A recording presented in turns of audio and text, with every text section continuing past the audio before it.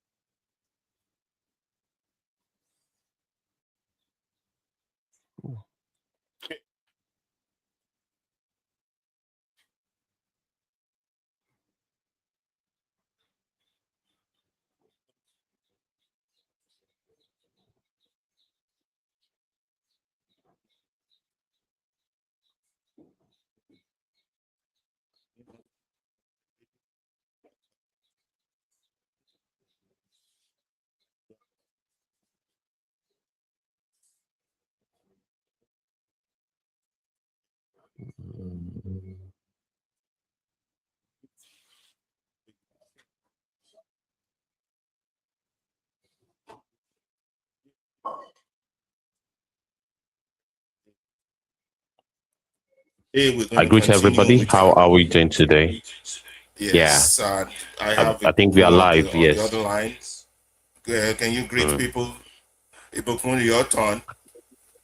Yes, I greet you, everybody, and it's such a privilege to be broadcasting from Lagos, Nigeria, and I in I have indeed learned quite a number of things in our last broadcast.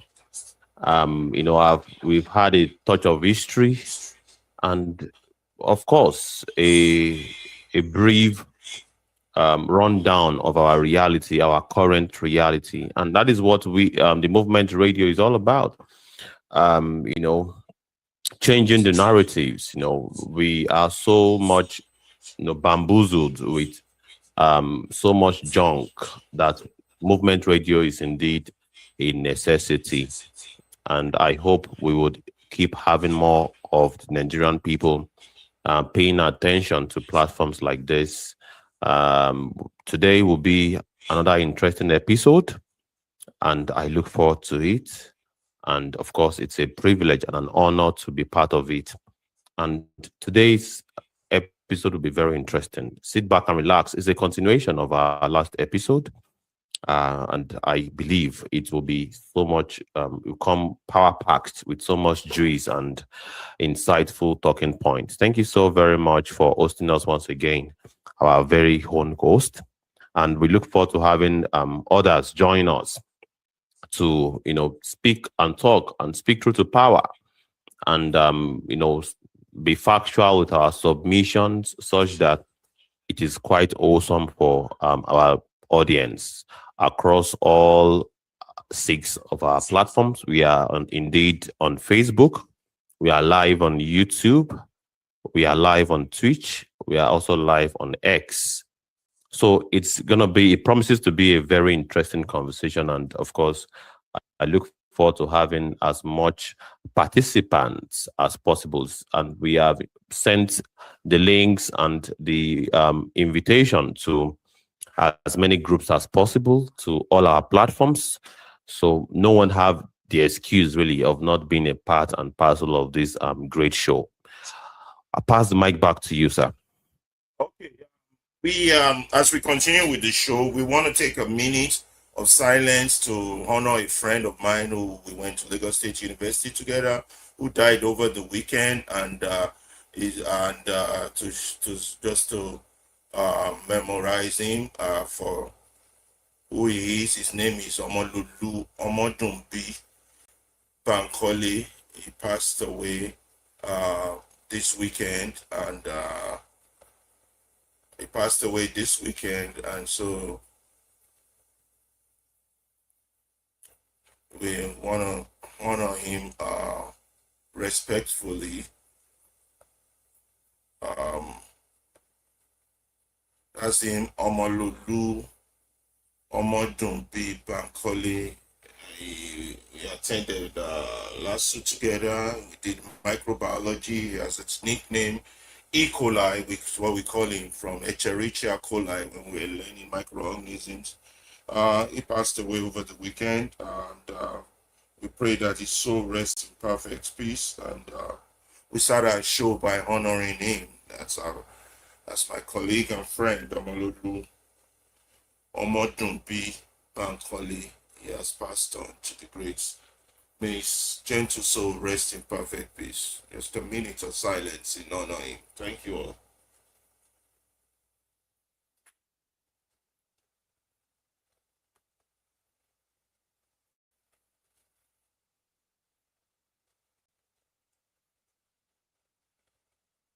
Yeah, thank you very much for that. And we're going to continue with today's show. And today's show, we are going to do a quick rundown of the few things we did last week for the benefit of our viewers and those who want to participate in our discussion. Last week we covered why we are here as a movement radio. We're from Nigeria or have an affiliation with Nigeria, and currently, right now, Nigeria is going through a lot of pain and hardship because of bad governance that we believe Nigeria is not being run properly. As a result, the people are going through a lot of economic hardship and physical hardship. The government barely provide pipe and water, roads, electricity, good schools, hospitals for the people. So you, as expected, you don't expect them to provide good journalistic service to the people. So individuals are taking this upon themselves to launch whatever activity they can in this technology age to ensure that the people uh, get as much as they can of information and not the propaganda and false narratives that's been spread across.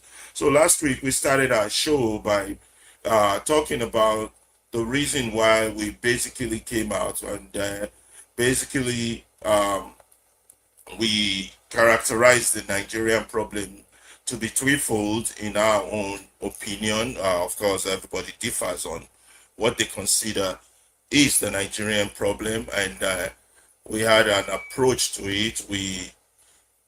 For us, we believe that the Nigerian problem is characterized by three major problems, and those key facts is the ones we are trying to address. You share them with you on the screen as we discuss this. Just a quick rundown so that um, people who want to partake or participate with us in the in discussion can do so. Um,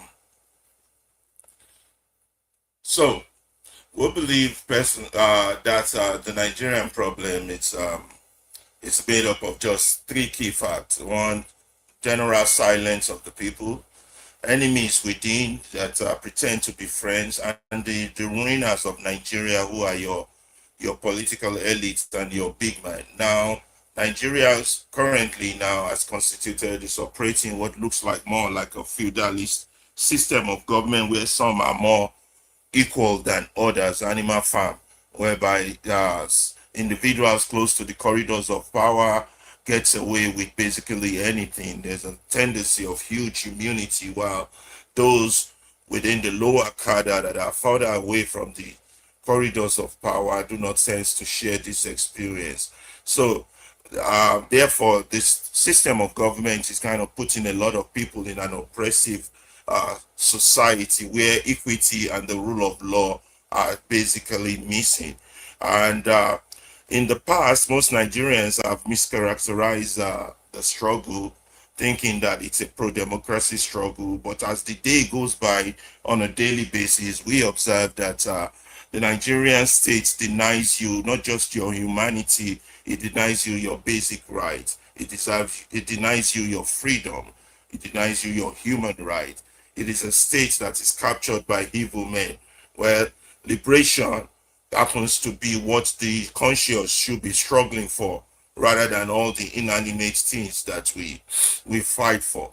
Nigeria is an environment that quickly and strongly turns the people weak and dead. It basically push out morally dead individuals, people who are compromised in their profession. They might be journalists, doctors, lawyers, judges, and they cannot be told the rule of law, or be told the ethics of their profession, understanding that basically the ethics of a profession, it was is the gate and the bar that prevents tyranny from existing. So Nigeria essentially operates like a crime scene, and it's a very religious nation, but the religion is dead with righteousness.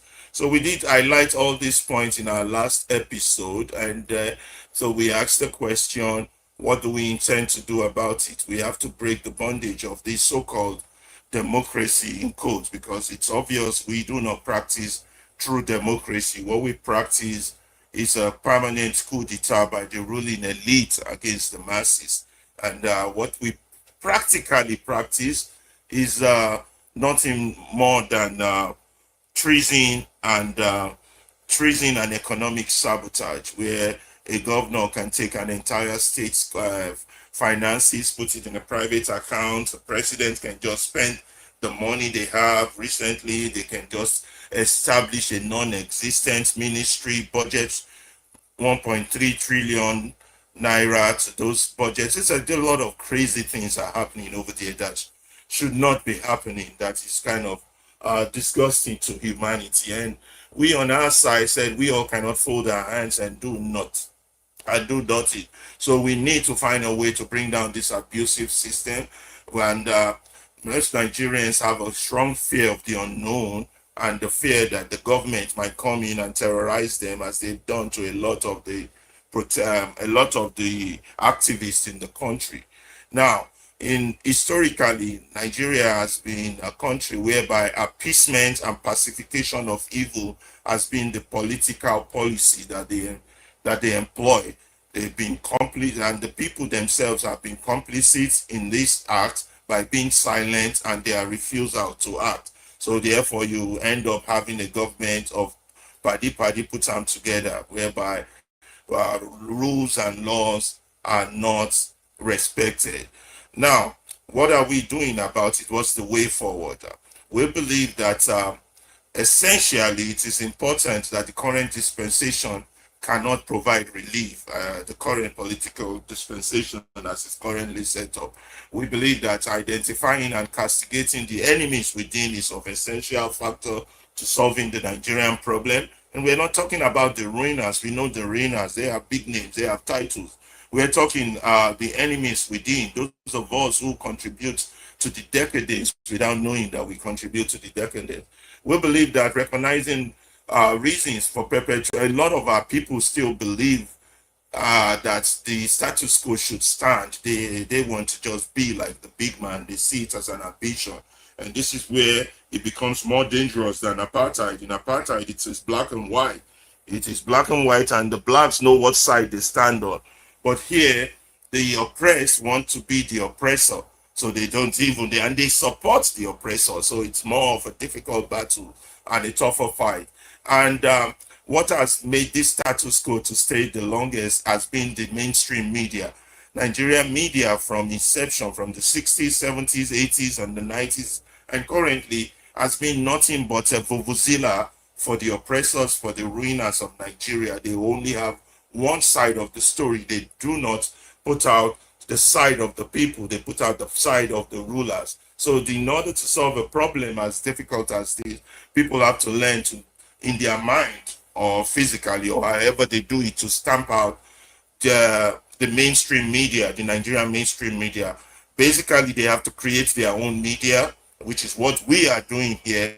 They have to build media houses, not boreholes, that will serve as an alternative voices to the media poisons that is being delivered across the country to sedate the people. Now, a lot of people in Nigeria are very progressive minded, very, very progressive minded, but the problem is they are also divided within themselves. They have to learn how to join forces how to form a movement without political flags, how to grow and prepare the movement, call out the moderates and the hypocrites within their movement, and label them and call out the failing elites within the community. We have to use words as weapons. We are very good at, masquerading words in Nigeria, where we don't call evil evil, we don't call a thief, we don't call a ruiner. We call them leaders, people that are ruining your country, ruining the future of your children, where everybody's basic objective is to run out of the country as a form of success. Nigerians will continue to call them. Those are not leaders. Those are ruiners. Those are the people that have taken the place of the colonizers. Now, it is essential, we believe, in this age to use technology to achieve this objective of getting the clowns out of the palace.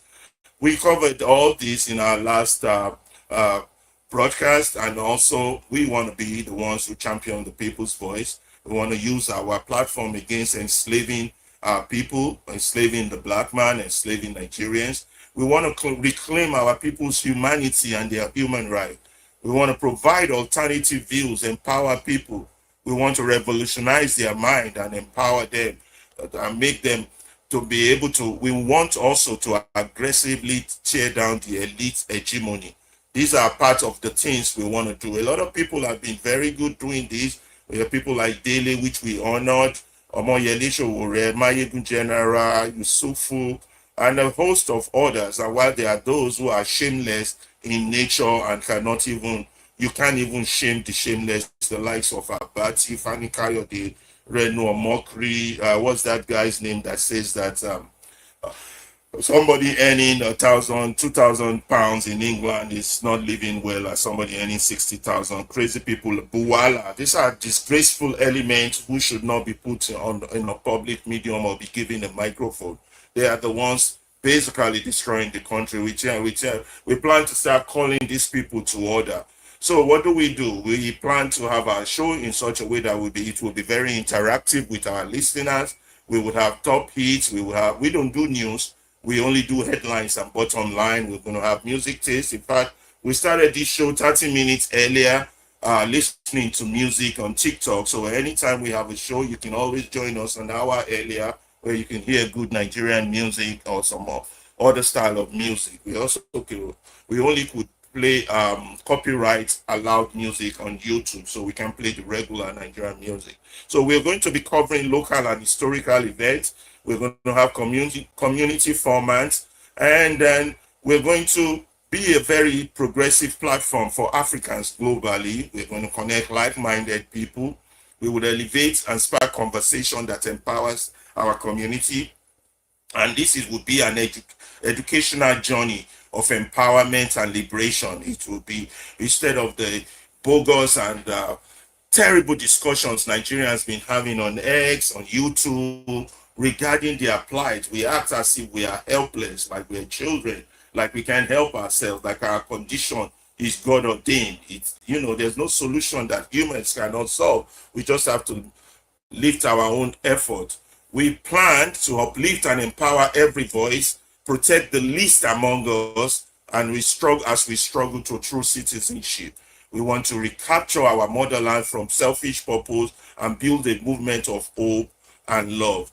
This was what we basically covered on our first edition, for those of you who missed it. And for each topic we covered, we always have a nagging questions that we raise for people to help us address. For this particular topic that we brought out, we want to ask our people who wants to contribute and talk that who are the enemies within among us? What do you consider an enemy? And each person will have about 3 minutes. Discussions will be held on our Twitter page, X page. It will be broadcast live here on YouTube when we start giving microphones to people. That's our first question. So when me notes down that question.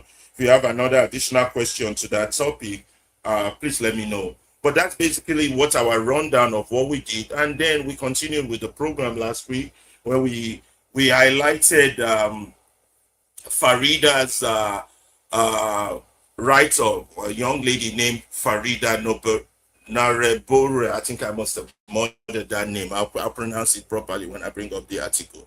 Anyway, um, we did analyze Nariba's article of this concept of this phrase. We normally say in Nigeria about when Nigeria happens to you. I'm going to give you a quick review of that and see if there's any question that comes out of that. So when we do that little review of our previous shows, then we can basically start and then on today's show and continue from there. So, Ibukun, you any comments, contribution while I dig up on uh, no, Farida's article on what makes on that phrase when Nigeria happens to you. Mike, over to you. Thank you so very much. Thank you very much indeed. Well, when Nigeria happens to you, and well, what a very short crash course on the um, scheme of things that took place in our last broadcast. Our last broadcast was indeed very interesting. Um, we look forward to a more robust conversation today, and you pretty much summarized everything.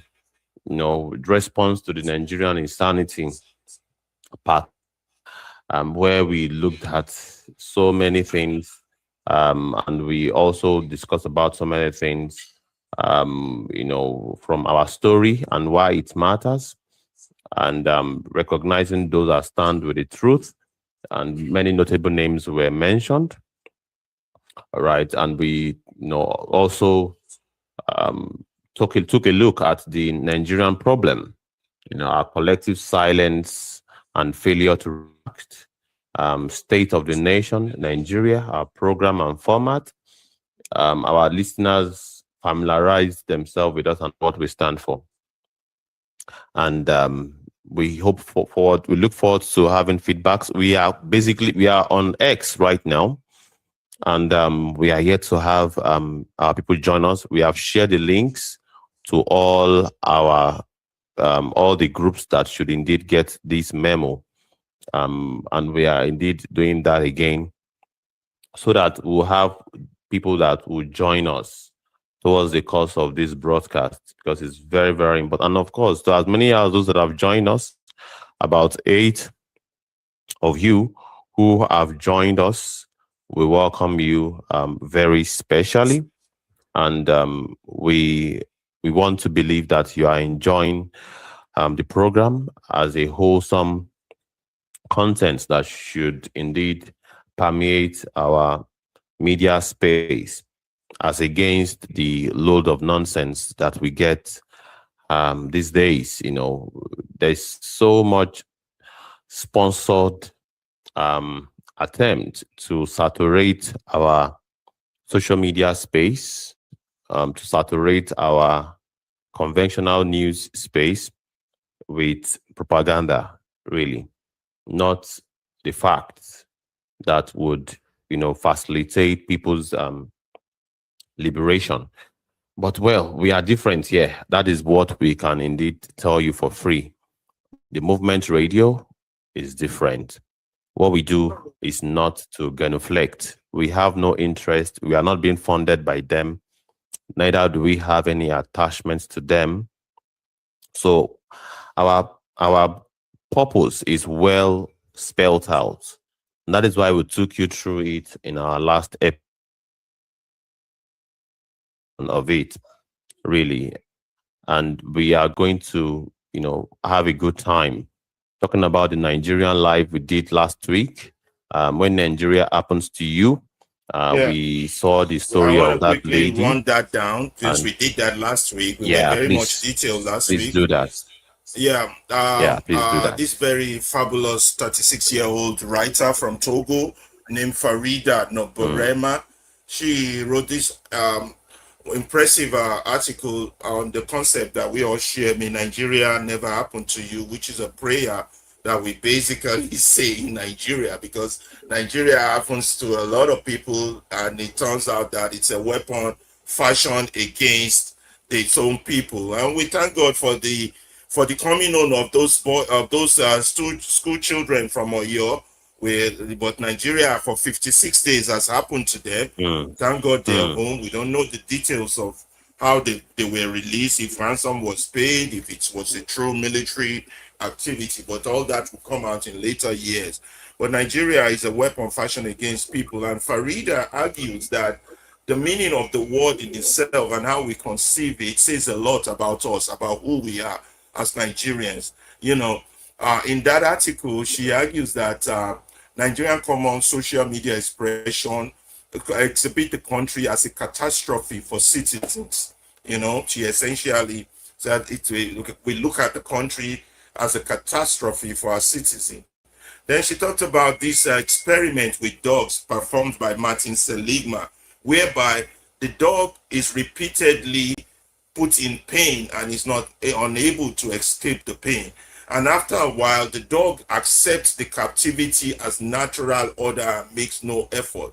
She argues that this is learned helplessness, that over time, because the country has been so harsh and mean and hostile to Nigeria, Nigerians have learned this habit of being totally helpless. They act like children, like I said, like they can't help themselves. The whole world is making cars that can fly, bicycles that can swim, and Nigeria is still stuck in the Stone Age. As if we're so helpless, our problems are unsolvable. Meanwhile, all our problems are man-made. So she argued that our experience is like the dog experiment performed by Martin Seligman. And therefore, Nigeria, when say Nigeria has happened to you, it makes the logic, basically, we internalize the logic, we make it impersonal, we make it as if it is inevitable, it just have to happen, it's God ordained. We make it as if there's no author for that misfortune. Somebody is not responsible for it. And yet we claim to have a government. Somebody is not held accountable for whatever happens when you are harassed at the airport, when you have to give bribes on the roadside, when you don't have water, when you don't have electricity, when you don't have good schools. We act as if that experience is inevitable, it's God ordained. Nigeria has happened to you. So therefore, personally, we surrender our belief for change, and therefore, and also not just for change, to hold whatever is responsible for that problem accountable, to hold it accountable. You know, where I live now, a tree falls on my car. I have to find out whose tree is it, on whose territory does that tree belong. Then I can hold whoever owns that tree accountable. If the tree is on the street of the government, I hold the government accountable to pay for the damage done to my car. Or if the tree belongs to my neighbor, the insurance of my neighbor will be held accountable on my neighbor. This is how life works in normal environment, but not in Nigeria, because Nigerians have surrendered this belief in the possibility of a change, of a better environment, and this belief that yes, they can hold someone accountable for the pain and suffering they are going through. They've surrendered it. So there's no author, no one is responsible. The pain and the suffering is inevitable. So they go into prayers. May Nigeria never happen to you. They mean exempting themselves from the tragedy. Oh, let it happen to my neighbor. No, they don't say that, but basically, if it doesn't happen to them, God, please don't let it happen to me. Asking to be spared from one's country is indeed a tragedy. Not asking to fix it, but for avoidance. That is the road we have taken. And this is the road we have taken for the past 50 to 60 years. We have taken the road of avoidance. We adjust, we adapt, instead of asking to fix whatever is affecting us. We don't do that as Nigerians. We're not asking for fixes. We go straight into prayer. Yeah, the spiritual realm. You can hear all those fake pastors like the Redeemed Church saying our problems are spiritual. It is prayer. No, they're not. They are human. They are physical. Someone is responsible for this problem, and those persons need to be held accountable. Not asking for fixes, but to avoid. This is what we do when we go into prayers. Because what we do is that we exempt the government from their failures. When we say Nigeria has happened to you, it's inevitable. Let me run out of the country before it happens to me. Let me do this, let me do that before it happens to me. So prayer signifies fundamental state of failure. That's why you don't see people in developed world going to church as much as they do in developing countries, because developing countries see themselves as helpless, unable to act, little children who cannot deal with their own problem, babies, so citizens transfer accountability to God instead of to their fellow man or to themselves. Instead of holding themselves and their fellow man accountable, they transfer accountability to God. And the state cannot be moved by human action. That the state is ordained. Whatever the state does to you is its final. This is a crazy state of mentality. It is indeed terrible. And Farida in her article did a good job in the thorough analysis. By the way, we'll be doing more on Farida's article as we do more of our programs down the line. And then what else? We're just doing a quick rush down of what we covered on our last episode for those who miss it. Now, what is the path to liberation? Like I said, we are in a liberation struggle. We're not in a pro-democracy struggle. A lot of people don't understand that. Now, what is our path? What will interrupt this state of learned helplessness? That's a very valid question. And this is a question we're going to try to answer in our discussion if anybody joins us on our Twitter page for discussion. That's our second question for today. The first question was, who are the enemies within? This our second question for discussion and purpose is, what will interrupt this learned helplessness? What makes us so helpless that the rest of the world is moving forward and we are still stuck in time? We're stuck in the Stone Age. What makes us so useless, so helpless, as if we are inferior beings? And we are not. We are not, but we have learned a state of helplessness over time, through the colonial construct up till now. So Nigeria has betrayed me. I have two groups of people: those who argue that Nigeria has betrayed them, and those who argue that Nigeria has happened to them. So what do? Do you surrender or you fight for accountability? If Nigeria betrayed you, your logical action should be to fight for accountability. If Nigeria has happened to you, it means you have already surrendered. So these are the two angles from Noberima's Farida's article, which was very interesting. And we believe anytime we find things that would enlighten the mind, educate our soul, we are going to bring it to you here on the Movement Radio. Also, last edition, we covered the Akara situation. And that, I don't know if... what's your name? Ibukun, you're going to join me in singing that Akara song. I don't know. That song just keep coming to my head. Ta ló pè ya lákàrà ṣeré? You know the song?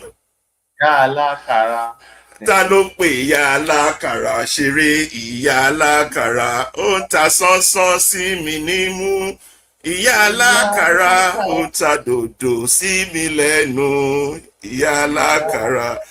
So we now have the Yellow Day of Akara. Look, we had the Akara situation. Yeah. Oh, thanks, Abdullahi. Abdullahi is on the comment page, so joining us. Thank you very much. We have people joining us also from TikTok, and I can't read the screen; it's so small from here. So we did talk about the Akara situation, and we showed the people a video of how to make Akara. We also showed two videos of how Nigeria happened to two Nigerians. One person regarding our rent, and another person regarding the police and the court system harassing them and trying to extort money from them. These were the things we covered. Each week we will try to bring you a Nigerian story and announcement. We will be bringing to you a terrorist survival, possibly tomorrow. Somebody who survived the terrorist kidnapping and their ordeal and their story. They're going to be our special guest. We will let you know when this is going to happen. So we're just doing a quick rundown of our show that we did last week, and now then we did the Akara thing. We showed people how to make Akara, and then because that's what's important for us. But there was an important article written by Taiwo Akinlami regarding the Akara situation. Can you still hear me? Okay. Absolutely. Yeah, You are very audible. very You are very audible. So audible. I'm going to bring that up. I don't know. Did you note those two questions down in case when we get to discussion? The question from Yes. Fariman's article. The first, yes, the first The one first one is is, well, who who are are the the enemies enemies within? within? Then Second the one is second what one, would let me interrupt quickly this check learned it. helplessness. Eh? What the second one is what would interrupt this learned helplessness? Yes, what's going to interrupt That's this the second land one. helplessness? That's our question coming out from that article. Now we're going to look at the Akara situation and look at Taiwo's Akinlami's article regarding this government official, although not an official position, going around giving people money, unaccounted money, still no accountability for them to start Akara business, and he calls it tokenism. We were not able to get to that last week, but this is where we're going to start today's show. And so we're going to take a short musical interlude break to get ourselves together and to go on and we start on today's show, which we will take on Taiwo Akilami's a powerful article regarding Talope Yala Kara Shere. I just don't know. I like that song. Okay, let's play some music here.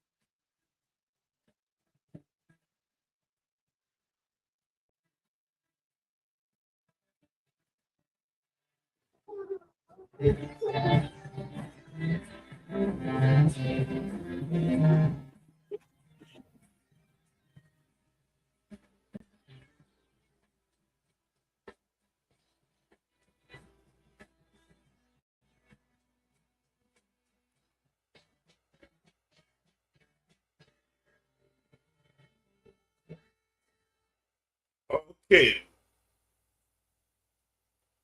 we are back.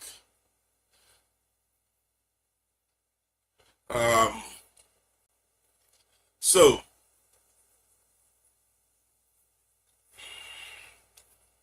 yeah, Ibukun, good. I see the Twitter page is on. Um, you want to take the next article? You want to read it before I break it down, or you have it? The Taiwo Akinlami's article on the Akara. We never got to it last week, and that's where we're starting. Or you don't have it? I can read it. Oh wow. It looks pretty long, so I'm Yeah, gonna just do please go this. ahead. Yes, Okay, go I'm just ahead. gonna do the Yeah, summarized please go ahead and version. read it. Yeah, I can see people joining us from the Twitter page. That's good. Um, I'm going to do the easier the version of it, which is the mind map, rather than reading the entire article. Okay, so um, let me first of all share Taiwo Akilami.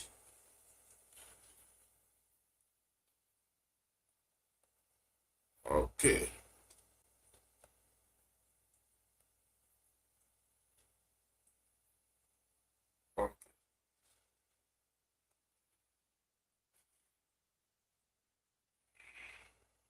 Okay.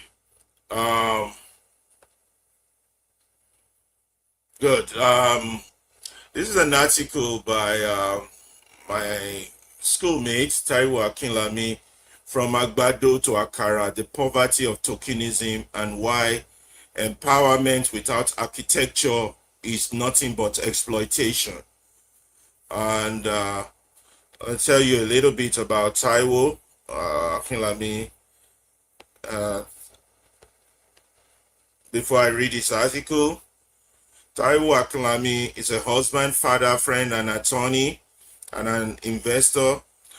He is living to build an egalitarian African and a world fit for our precious children, empowering them to thrive in it with yardstick, to strengthen families through engaging in mature and decent advocacy and community-based projects, promoting social investment with social impact, where social impact is measurable through formidable social protection, and securing a friendly and protective environment for children through African sensitive child safeguarding protection and advocacy, and formidable system codified into implementation policy broken down into practice process for every stakeholder, whether in private or public institution.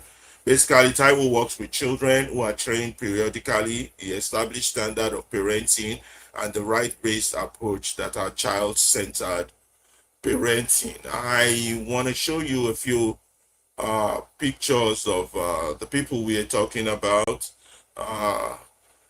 First, we look for Taiwo. Hold on.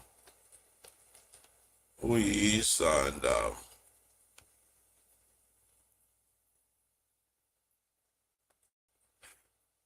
okay, let me share that with you so you can see who we're talking about. So that's Taiwo Akinlami. Let's see if that's showing. So we're gonna start today's program by reading his article for us. We have 11 viewers watching us from various mediums. That's good. Yeah, let me comment back for Abdullahi. I see his comment. And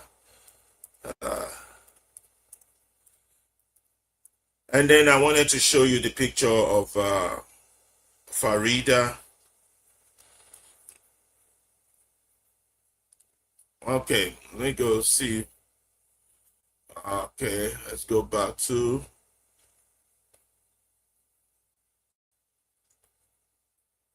I'll show you Farida's picture.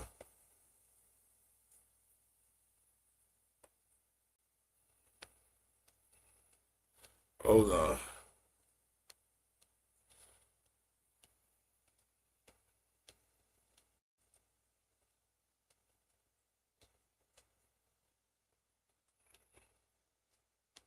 I'll show you Farida's picture, and then we'll show you that even though the 48 students from Oyo have been brought home, we're still calling on the government to do something about the 52 students that are still being held captive in Borno State. This is essential that these children are released from the hands of these terrorists, and we all have to put our voices together collectively to force our government to do something, because power yields nothing, you know. I'm trying to see if, okay, there's our picture. Okay, click on that and then share. So this is Farida Norisima. She just Farida Bemba Naburema. She's just written another book. She's from Togo, and she gave us that wonderful article we just digested, When Nigeria Happens to You. Okay, so I showed you Taiwo Akinlami's picture and Farida's picture. Now we're gonna go straight to the article by Taiwo Akinlami. These are very intelligent Africans, and when we have people that are very smart and intelligent like this, our country should not be in the state that it is. Also, we would announce that we have invited a group to come talk to us. The group is called the Nigerian Reset Movement. They are a group based abroad, and they are trying to make sure that within the next 25 years, Nigeria becomes a superpower, and it cannot happen if we all don't do something about our current state. So we're moving on now to today's work. Let's go. So I showed you Narima's picture there, and the first person. Okay, yeah. So thank you, Farida, and thank you, Taiwo, for being there for us to give us intelligent things to talk about. unlike what we see most of the time. So, Taiwo writes about how from Agbado to Akara to the poverty of tokenism. How, let's share that tab so you can see the article. From Agbado to Akara, the poverty of tokenism, why empowerment without architecture is exploitation. Empowerment. We don't, like you said, we don't do news, we don't regurgitate news that most of this other medium does. It's only repeating what the reigners are doing. So we do things that want to educate and improve. So currently, Nigeria is undergoing multidimensional poverty, at least according to the World Bank and all these international organizations that we run to for help. Let me see, make sure you all can see this article. Yeah. Ibukun, do I need to remove the reading? Make them see the article properly? Should I, or just leave it? It's not disturbing. Yes, you can. Yes, you can. Please do that. Yes. Remove the banners. Okay. So they can see the articles properly. Okay. It's good. For those who are using visual, some people are joining us. I think, is there a visual version on X also? I don't know. Anyway, let's continue. So Nigeria does have a multi. Visual version is, yes, indeed. Yes, there is. Okay, that's good. That's good. Yeah, we got 11 people. How many people we have on X so far? Huh? We have three. Keep repeating the when I take a break in talking, keep repeating our discussional question so people can prepare. Right. Yeah. So like now, before I start on Taiwo's report, can you tell them what two discussional questions we have ready? So yes, go ahead. So yes, we have two discussional questions, and one of it says, "Who are the enemies within?" That is the very first question. All right, who are the enemies within? We have to identify the enemies really, and in your own view, dear listeners at X, who are the enemies within? Second question is indeed, what will interrupt this learned helplessness? We have already identified the concept of learned helplessness in our society. So what would interrupt the learned helplessness? What is it? What is going to stop it? Waiting will stop harm. Talking about it in pidgin English. So please, if you can request for the mic and let's hear your thoughts about the two questions. Back to you, host. Okay. So back to Taiwo Akinlami's article, why empowerment without architecture is nothing but exploitation. So he started by looking at the Nigerian situation, where it's an agreed fact that we have what is called as multi-dimensional poverty in the country. And these are the figures, these are the facts regarding the country. 63% of the population has multidimensionally defined as poor. That's putting it into concrete numbers. Out of about 200 million, that's about 133 million people are multidimensionally poor. Now, poverty measured across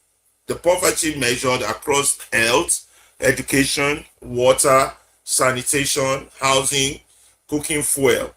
Now, the intensity of the deprivation that the people are undergoing is put at 52%. Now, children between the age of 1 to 17 are mostly affected. So we have about 67.5% of the entire population mostly affected by this multidimensional poverty. Our GDP per capita has fallen 74% in a decade, in the last 10 years.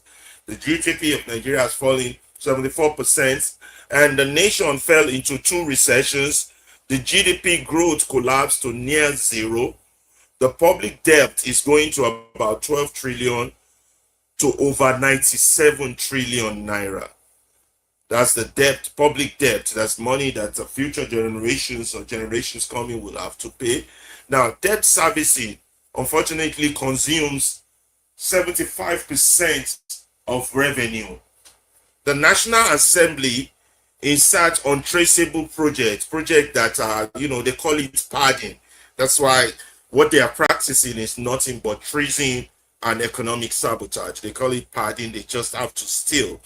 So these are the things causing the multidimensional poverty. Now, the gesture by the First Lady in Talupe Yala Karashere in giving them tokens is nothing but financial benevolence, which to an extent could be good, but to the public, it displays large-scale financial benevolence. Oh, she's good, she's this, she's that. Toward aspiring small business owner, that's the objective for which the money, I don't know the exact amount that was given. I think Ibukun, you would know that. I remember, I can't remember, but I didn't notice. I don't pay attention to those level of details. Now, the nation divides, and the nation basically is divided on this gesture, this benevolence gesture. Some applaud it, while a few others like us are totally condemning it. Okay, so what do we get from this? So the core question is this a policy or is it just mere stage performance? If this is a policy, is this a policy or is this a performance? Tokenism does not develop nation. If it's a policy, that doesn't help the country. Is you giving money out or sending people to Hajj or marrying women for men as they do up north? Is that development? No, it doesn't develop nations. Nations are developed by building architecture, visions that are aligned with institution. That's how you can develop a nation, not by doling out money, giving out money to people that are already in poverty. Within a day or two, that money is spent. Now, what does this tell us about what genuine empowerment requires? Three things. Genuine empowerment requires leadership character. It requires the leaders that have a good philosophy and the leaders that have a good national plan in place. So when we talk about leadership character, we are talking about people, not public personnel, not just being a heartbeat for the people. We're talking about security and welfare as the primary purpose of every government action. Security and welfare, not just what do they call it? Keeping up appearances. That's what that's called. So, do our leaders doing this? Do they have any philosophical basis for this? No, they're not grounded in social contracts. The governance, not for personal accumulation. That's what we see in our governance. People just go take. Public trust, not a commercial franchise. It's not a business. You don't aspire to be leaders. We've not had leaders. We have reigners, and you don't have that. So basically, so. What is national development plan? A national development plan will clearly put out clear milestones of what has to be achieved in a measurable manner and with a specific timeline. It has to also be very transparent. That gives a sovereign accountability. We don't have that. You give money out. Where did the money come from? Whose money is it? Is it the public money? Is it the public taxpayers' money? Is it the people's money? Is it money from resources sold? None of these are accounted for. Just an headline and a press that doesn't question. Not sector by sector release of uncompleted project. That is not how you develop a national plan. So the issue is between tokenism and transformation. So responding to systemic crisis with individual gesture, offering a call. I'm giving the summary version. I would have loved it if people had read it, but it's not ready. So we just do this for now so that we can move on to some other activities we have. Now, offering a cup of water to a dehydrated man. Nigeria needs the pipe.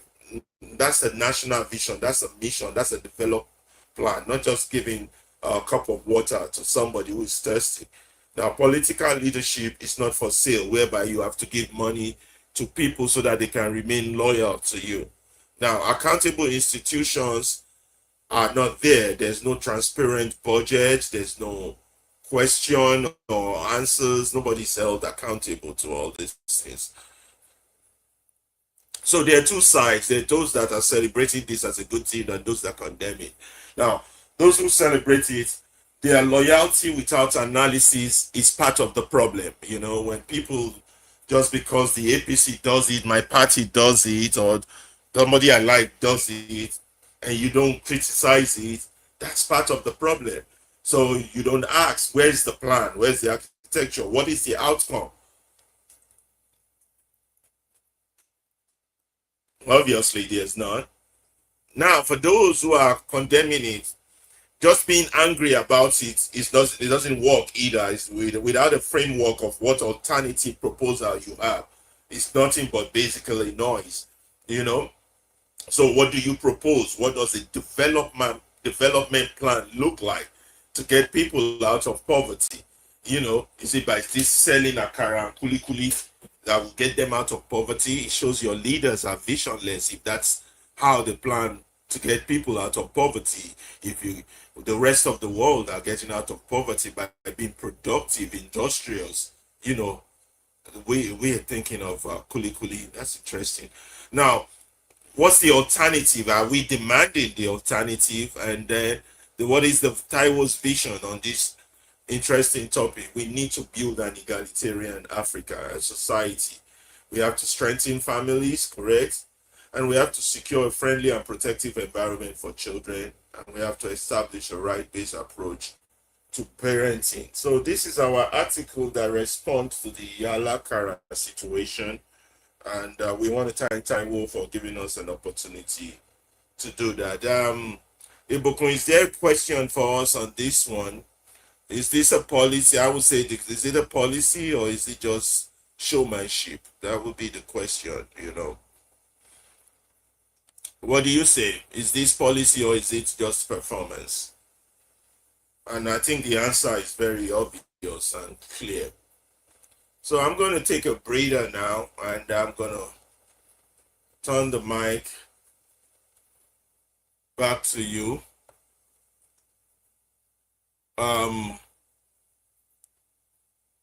Back to you. We got more people on there joining us.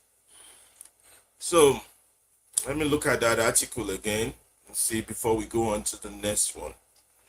So I'm gonna play some more music and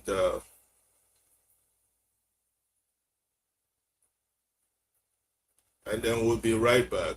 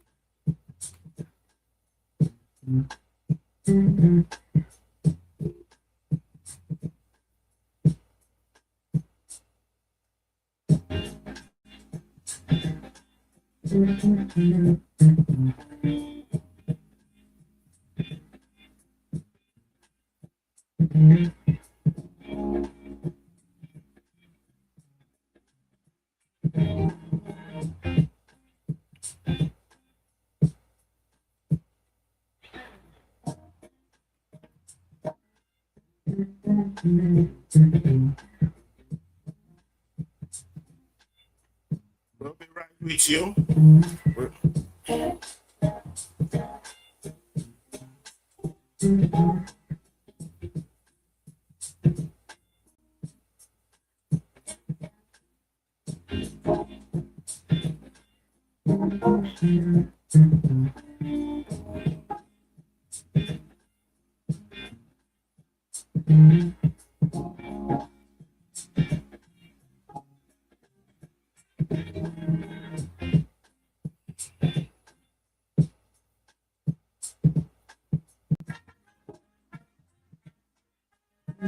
Yeah, welcome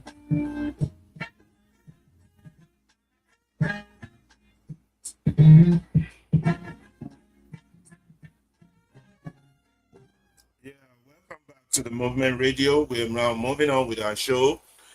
We just concluded Taiwa Kalami's article on tokenism. Now we're moving on to the next line of our show for the day, which is headlines and bottom lines. We here at the Movement Radio, we don't do news, nor do we read newspapers. We believe they are from the enemies. They are weapons that are basically fashioned against us. So therefore, what do we do then? Um, Hold on.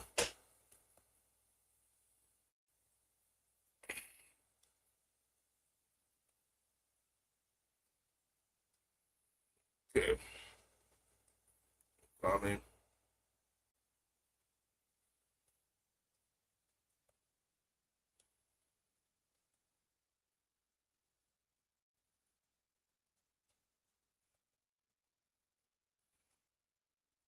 Okay, so we are going to the next stage, which is part 4 of our show, headlines and bottom line. We're going. That's what we're covering next. Well, I was explaining to you that we do not do news. The reason being that we believe that most of these other media houses or these online activities, all they do is just regurgitate what the oppressors are saying. There's nothing informative, educative for the people. So we're trying to change that around a little bit. So what do we have on our headlines and bottom lines for today?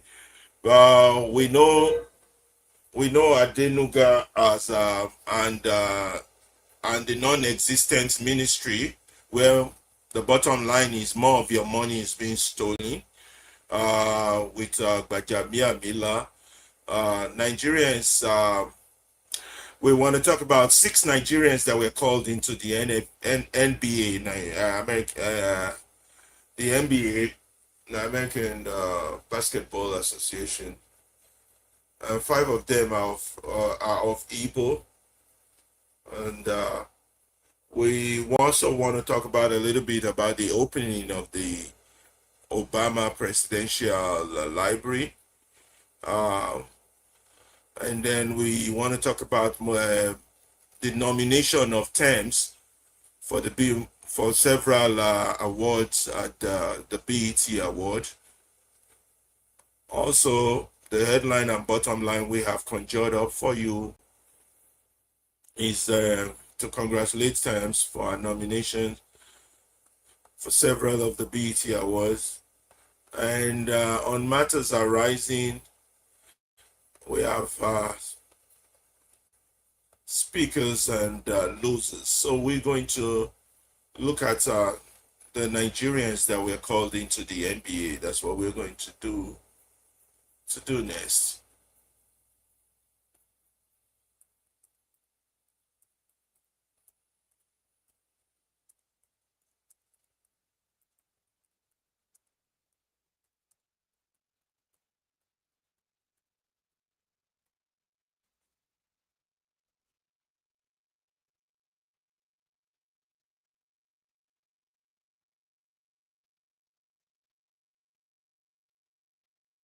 So the 6 players of Nigerian heritage were selected into the 2026 NBA draft at the Barclays Center, making it one of the largest classes of Nigerian descent to join the league.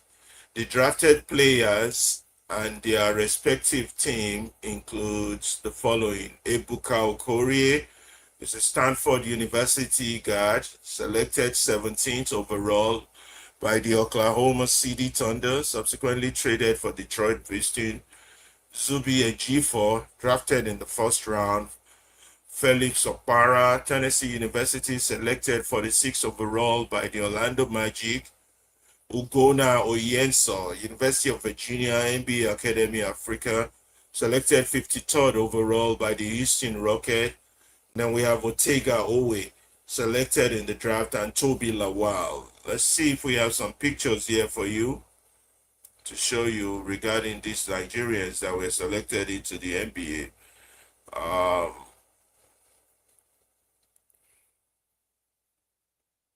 Okay, I'm trying to get some pictures here. I think I have that of a G for Okori.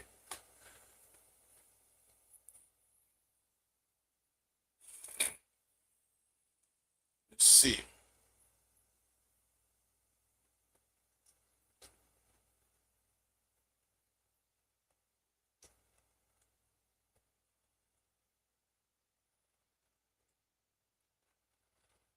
Oh, that's the wrong one. Okay. Yeah, I have that of Okori here this year.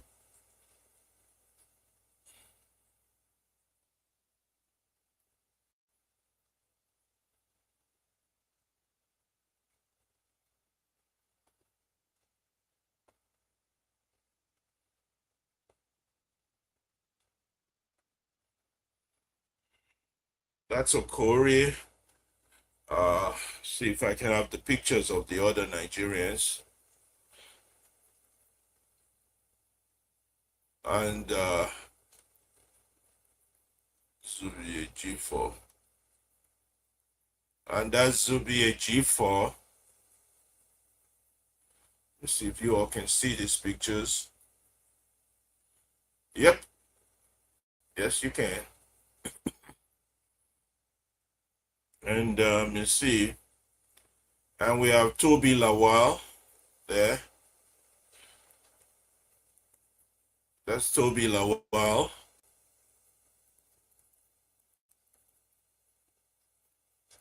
And then we have I can't get the other pictures. Anyway, let's get back to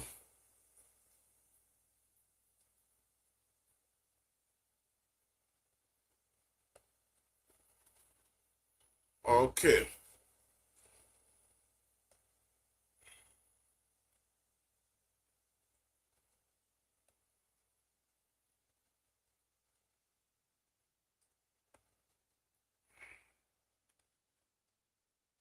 We're gonna play some music for you a little bit, and then we get ourselves to go to the next item. So those are the 6 Nigerians that were called into the NBA, and that was nice. Okay, Luna.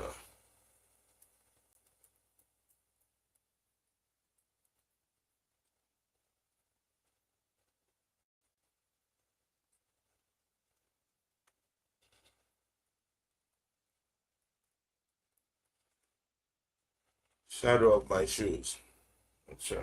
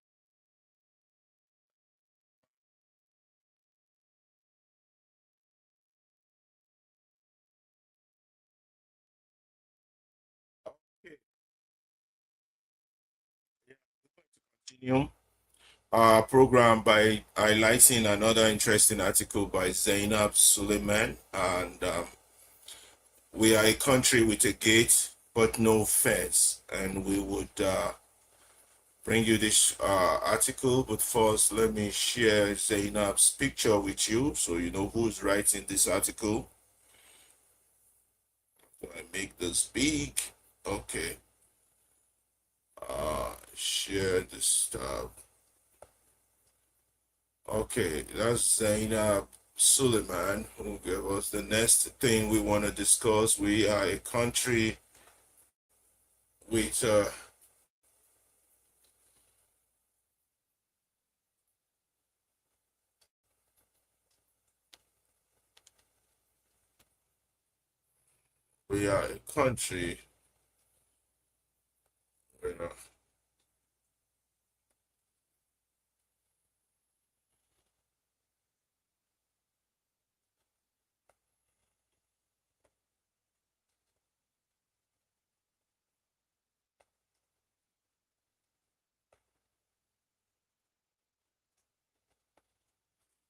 we are a country with a gate but no fence. That's very symbolic.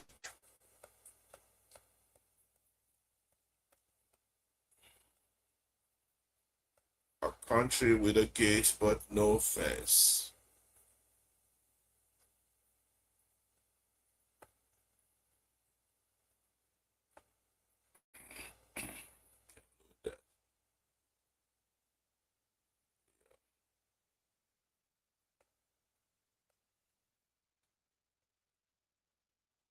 A country with a gate but no fence.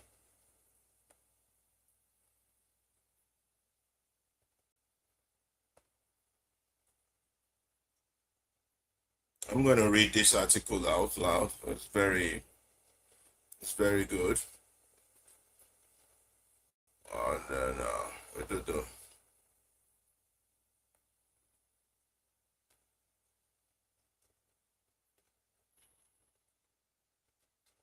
okay, let's close that.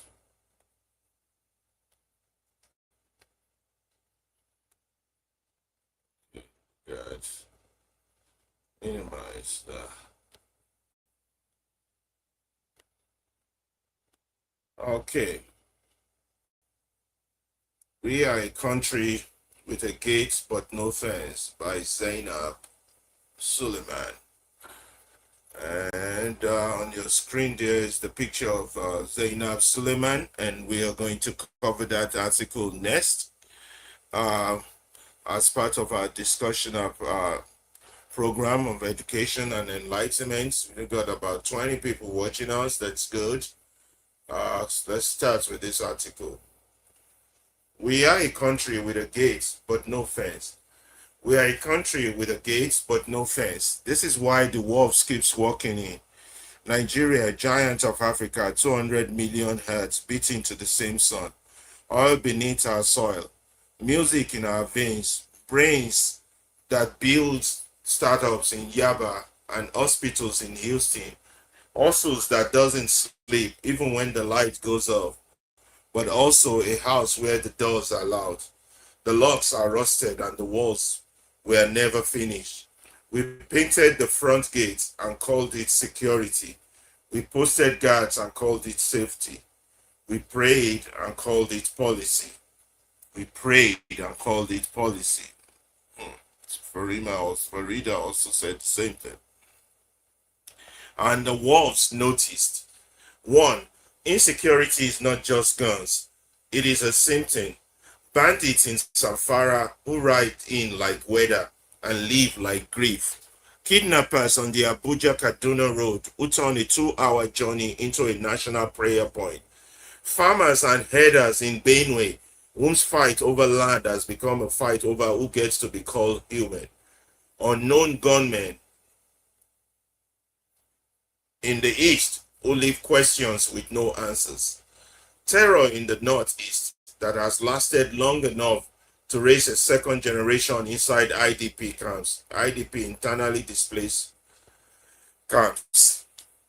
We give them different names so we can pretend they are different problems. but they drink from the same cup. Poverty that teaches a 17-year-old boy that a rifle pays better than a diploma and pays faster. Justice that arrives late, if at all. A case that moves slower. Hold on, let me see if I'm sharing the article with you all. I'm not. Okay, I'm gonna do that now. Instead of sharing Zainab's face.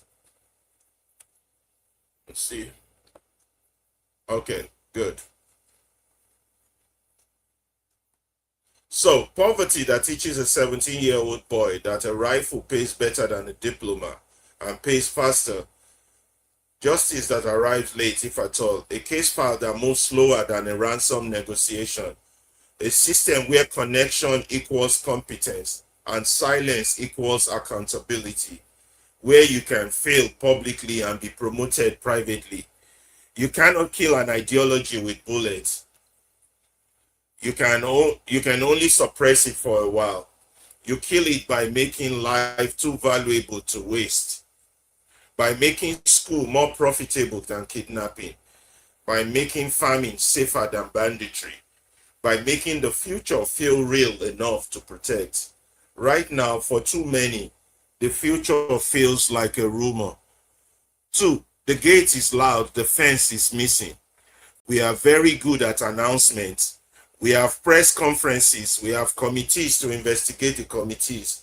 We have strategic plans with beautiful PowerPoint and zero follow-through. What we don't have is consequence. A kidnapper is arrested today, paraded on the news tomorrow with covered faces and covered name. A year later, the victim are still paying ransom in their mind, still checking the rear view mirror, still flinching at motorcycles. Corruption is not just money stolen from a treasury. It is the police vehicle with no fuel when your sister calls at 2 a.m. It is school with 3 teachers for 200 pupils. It is the hospital with no drugs. So a mother buys paracetamol at 3 times the price from the roadside vendor. When the state fails to provide, people improvise, and improvisation is not governance.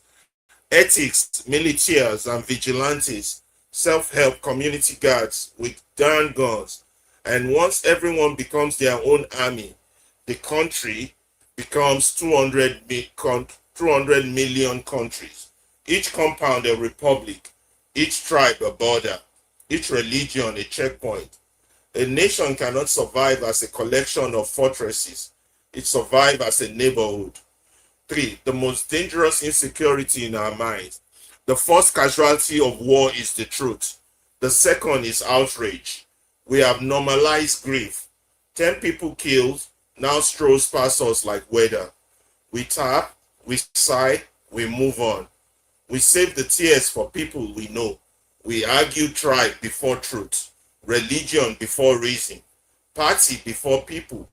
We clap for the politician who brings project but asks no question about the blood on the road to get there, about the contract that we are inflated, about the schools that exist only on paper.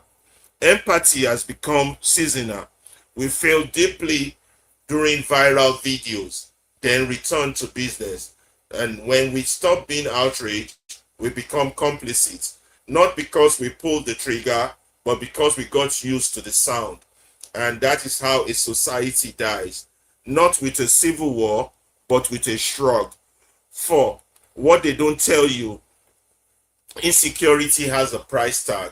It is not just lives, it is livelihood. A farmer can't go to this farm in June, so in December, food prices rise in Lagos, Port Harcourt, and Kano. A student can't go to school in the Northwest, so in 10 years, illiteracy rises, so does recruitment into violence. An investor can't put money into a factory in the East, so jobs disappear. So more boys updates from their CV to include tactical experience. A nurse lives for Canada. A doctor lives for the UK. A teacher lives for anywhere with lights. Then we wonder why the gun is the only job with urgent hiring. It is a circle. Fear, poverty, recruitment, more fear. And circles don't break by prayer alone. They break by design, by intention, by boring, unglamorous work that no one claps for. Paying teachers on time, fueling patrol vans, prosecuting cases, fixing road, collecting that data. So what breaks it? Not vibes, not hashtag, not if it's God, it's God. Truth. Name the problem without hiding behind a tribe or party. Call a terrorist, whether he speaks your language or not.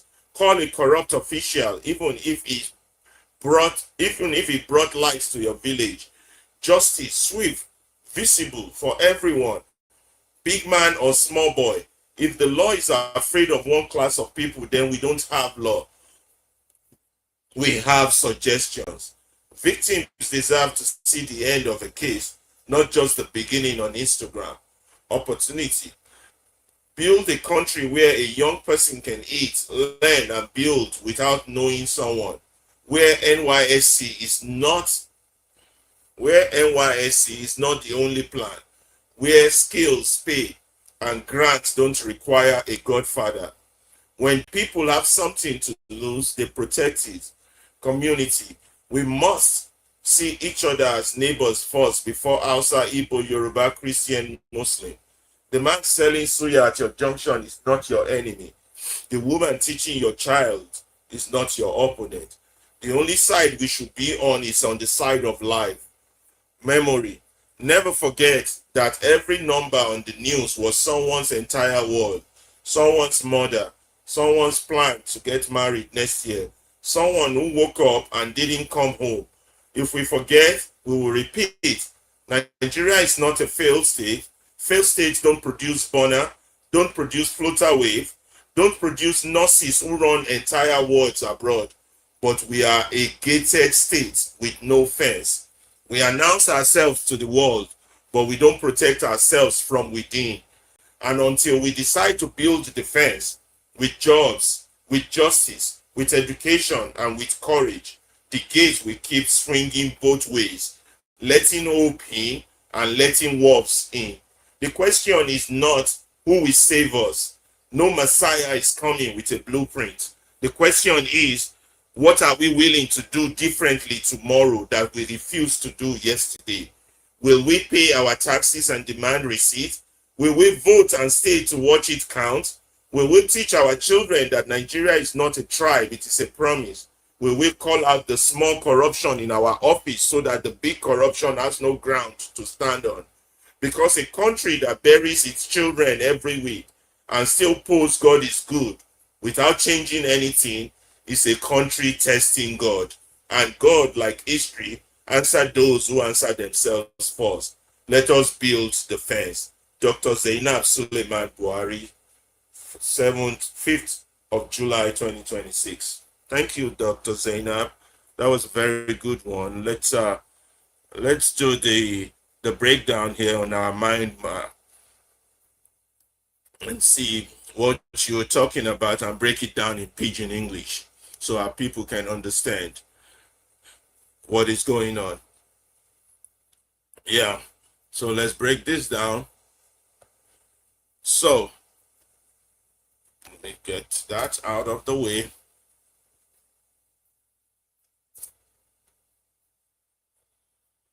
Nigeria, a gated state with no fence.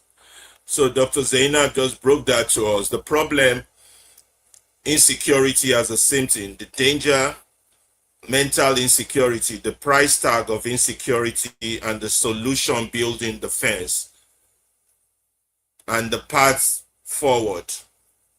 So let's start with the problem, insecurity as a symptom. Manifestation of insecurity, as we've seen over the country. We've seen bandits in Zamfara, kidnappers in Abuja, Kaduna Road, farmers, herders conflict in Benue, unknown gunmen in the east, terror in the north, IDP camps all over the country. The root causes is basically poverty is driving the recruitment for these terrorists.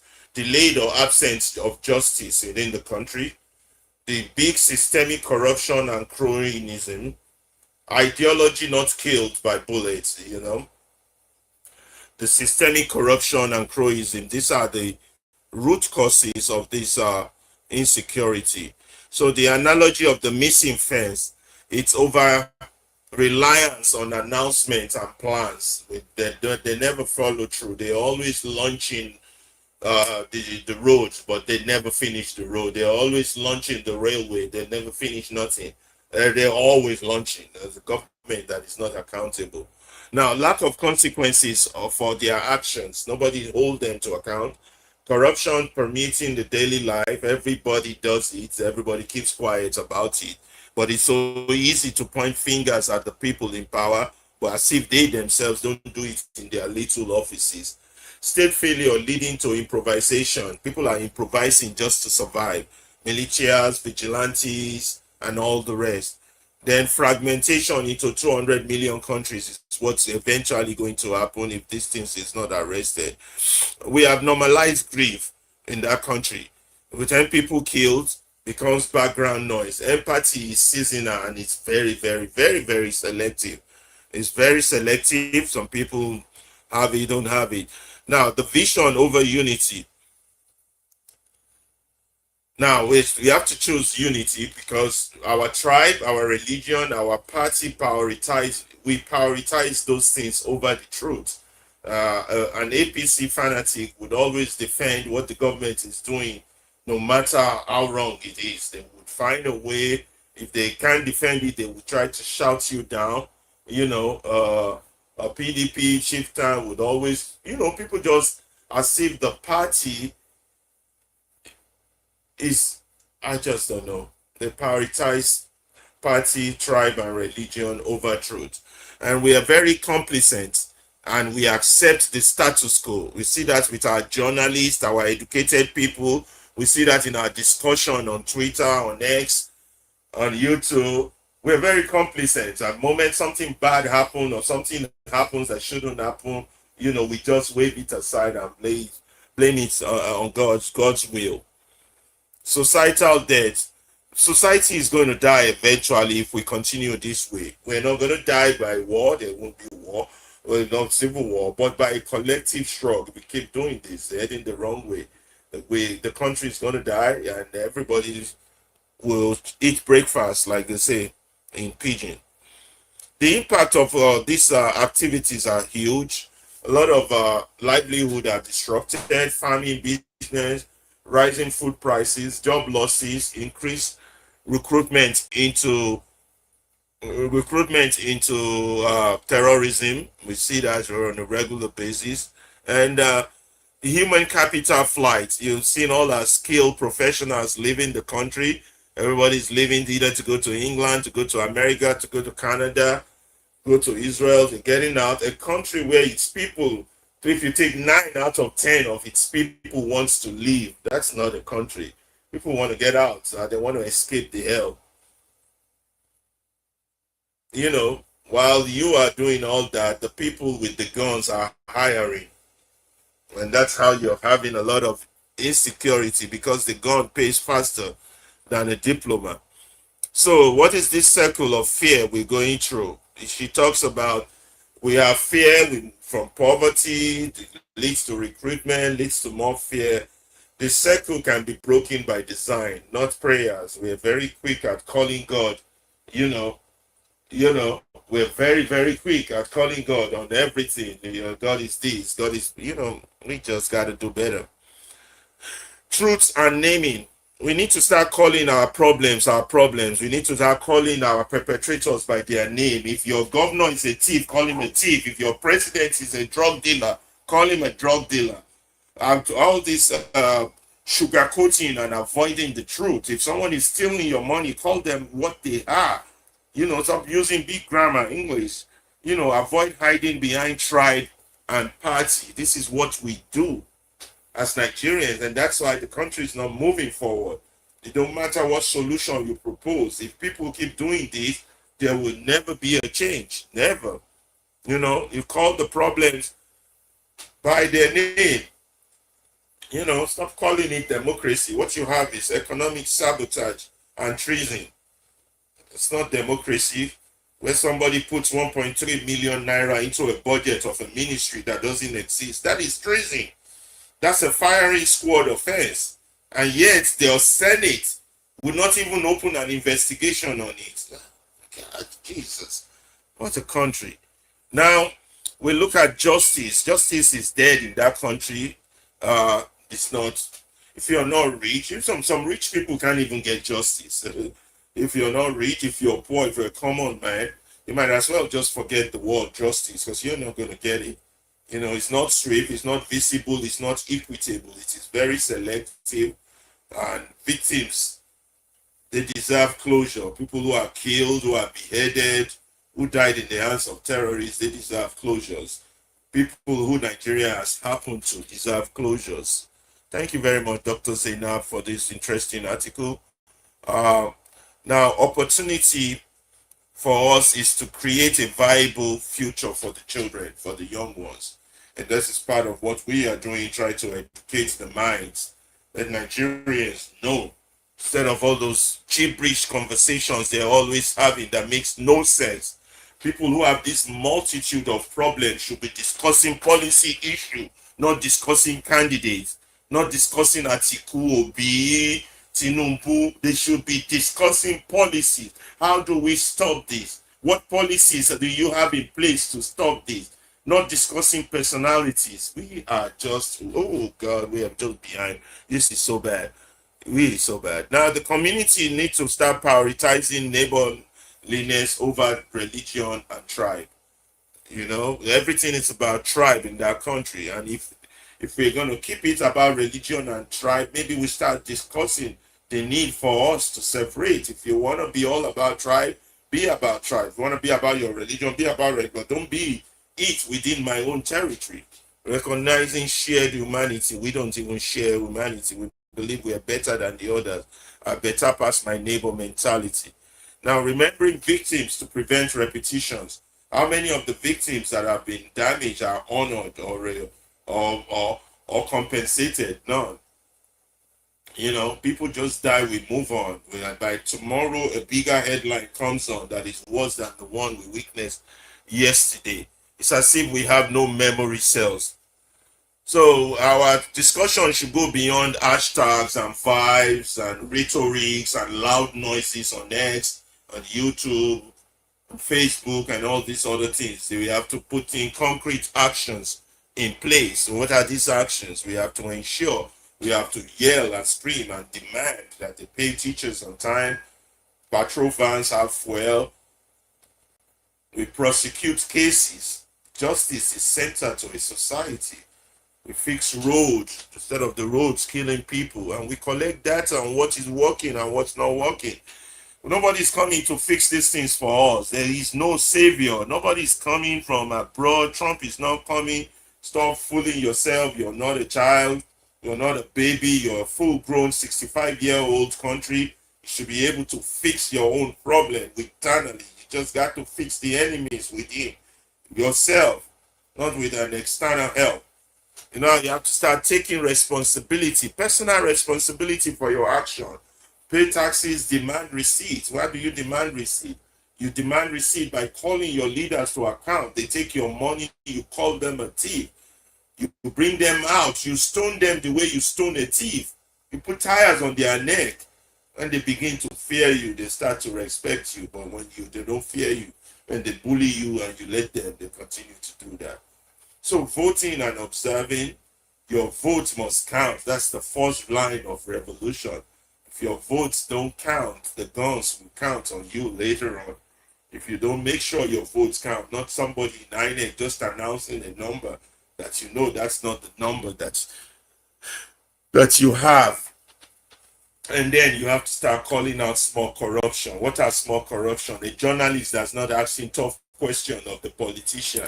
A journalist that is just echoing politicians' voices. Those are small corruption. It's not small corruption that adds up to the big one.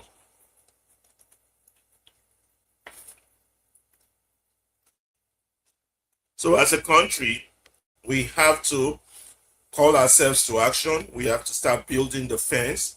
And when we talk about a fence, we're not talking about a physical fence. We're talking about jobs. We're talking about justice. We're talking about education. We're talking about infrastructures. We're talking about roads, water, things that basic human beings, shelter, need. Not being 2026, be living in the stone in an age long forgotten. And we have to decide to do these things differently today, if need be, or tomorrow. We have to look at the things we didn't do yesterday that we want to do today. So that's the second article. Before I go to music, let me see if Ibukun is there to comment. No, it's not there yet. Okay, I'm gonna go briefly for music and then we'll be back. Thank you. Let me see what's the music sound. I love you deep, but I love myself more.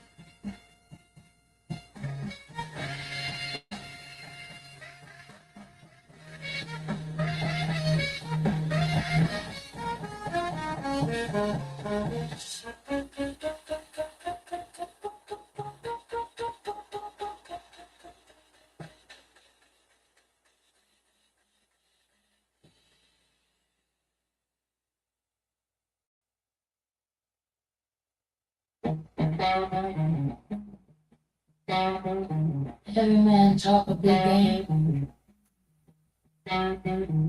till they get a taste of the real.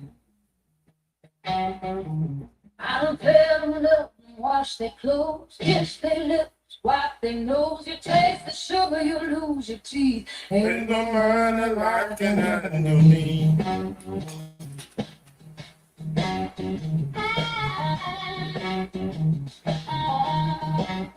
They say I'm too much woman for one small bed, too much thinking in this big old head, too much people that pride to see.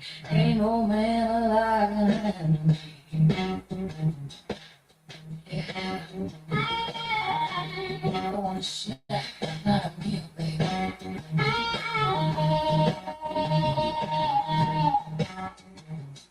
Ain't no man alive can handle me. I'm fire dressed in melody. I shine too bright, I cut too deep. They talk that love, but they don't keep.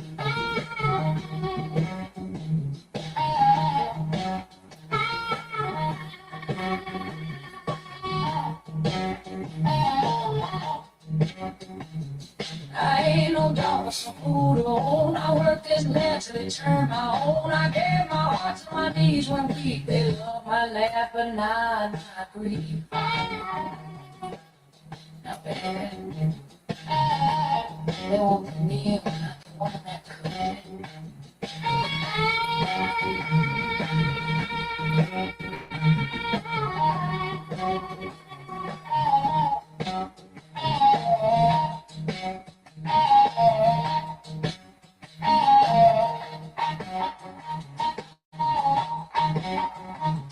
They like it thin, they like it sweet, but I serve heat beneath the sheets. You taste the sugar, you'll fall to your meat. Ain't no man alive can handle me.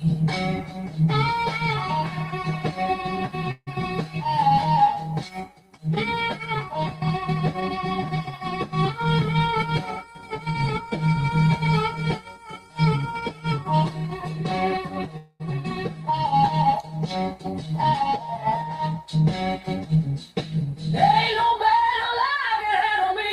I shake the walls, I break the beat. They start to pray when I turn up the heat. Ain't no man alive can handle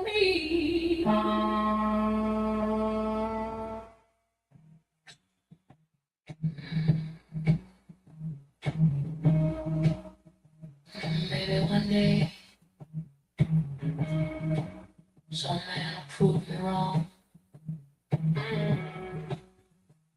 but I ain't waiting.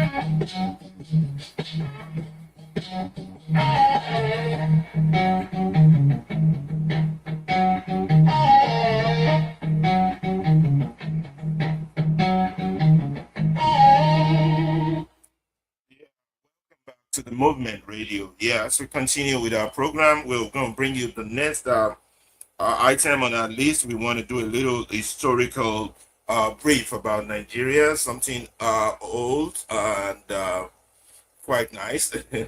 Yes, we let me hold on. There, share.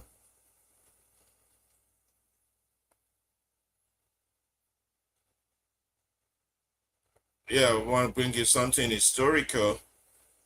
Let's see what we got about Fela Kuti and Dr. Tunji Braithwaite. Let me see if I can get the picture of that to bring you. We'll come back to small talk. We'll be right there. Okay.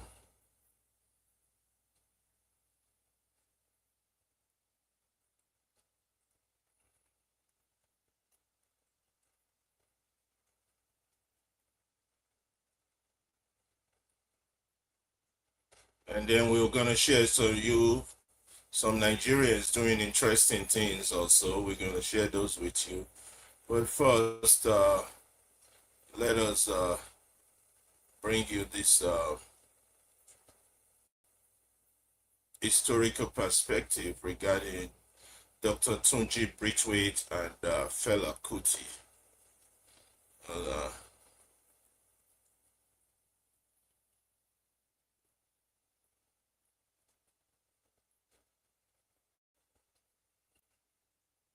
okay, that's it. Okay, yeah, that's a picture of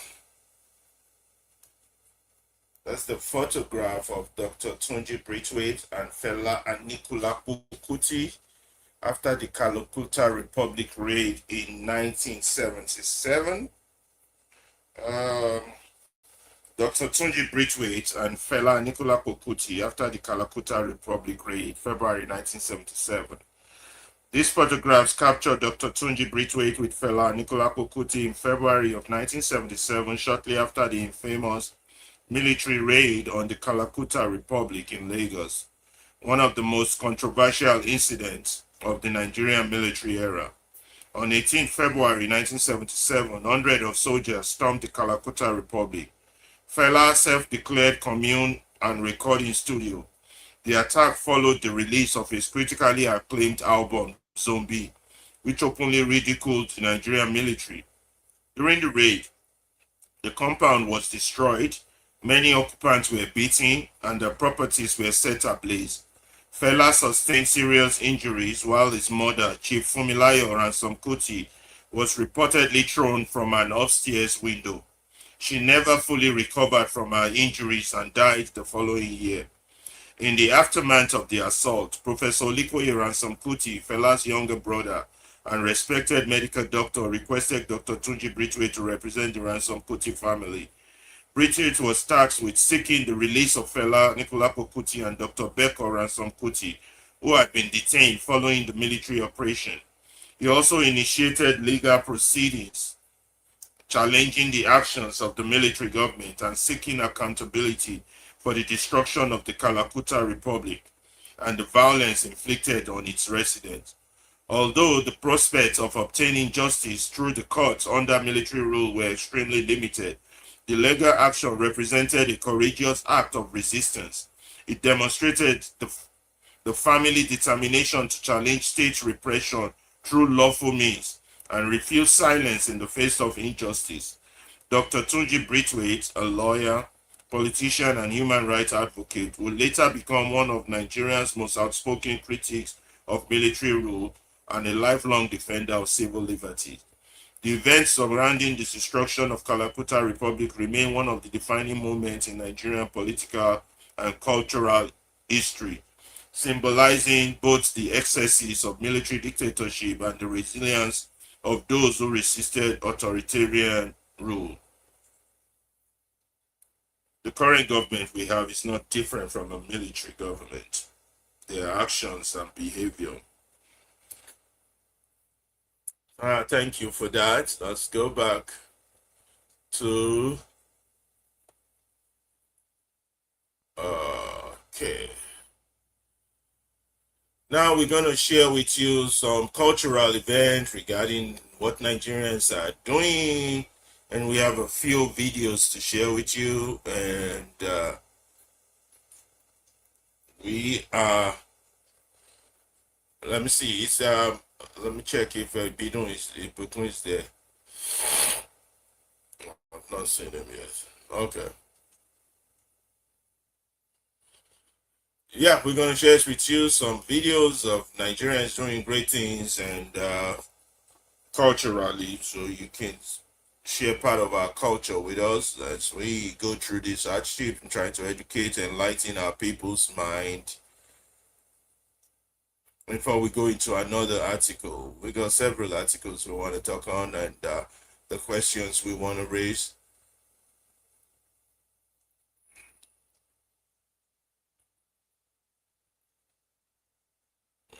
Well, after we show you Nigerian cultural event, we'll talk about when power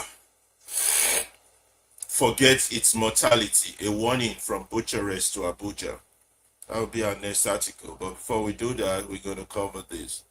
First, a few words of wisdom. Let's share that. In a country well governed, poverty is something to be ashamed of. In a country badly governed, wealth is something to be ashamed of.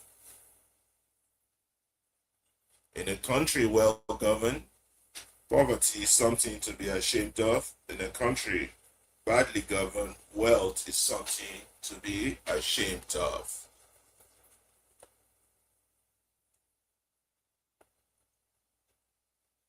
Okay.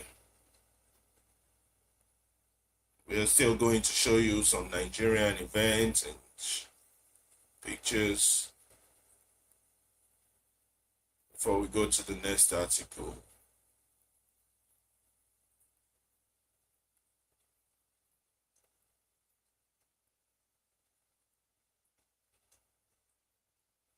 Also, this just to share this with you before we go to the Nigerian event. As we rejoice over the release of the Oyo children, we await the release of the Borno children also. 52 of them are still in captivity. Rescue or ransom, we thank God. Kidnappers paraded or not, we thank God. Rehabilitation and psychology support or not, we thank God. We pray and we demand action. We'll pray and demand action. I'll take that prayer part out of it. We should just demand action. They should never have been taken in the first place. As the state faithfully discharges traditional and primary responsibility for the welfare and security of the people, this ordeal might not have occurred. Yet, for their freedom, we are here thanking God. The suspected kidnappers have not been paraded, and the rescue operation has not been filmed and shared, as happened in the cases of Adedibu's sister. We'll talk more about that later. Let's go back to sharing some positive things about the country. the things we do that makes us happy. Okay. Yes. And here the pictures for you of the children that were rescued. More pictures. The children that were rescued from kidnappers after 52 days. More pictures. More pictures. That's good. Yep. Building the fence. Yeah, we're gonna get to the front part now. Just a few things we gotta show you.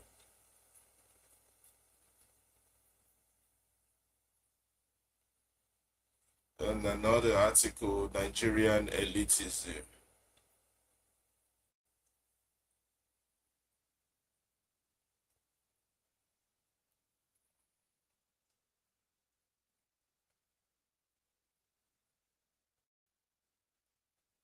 Okay, let's start with this.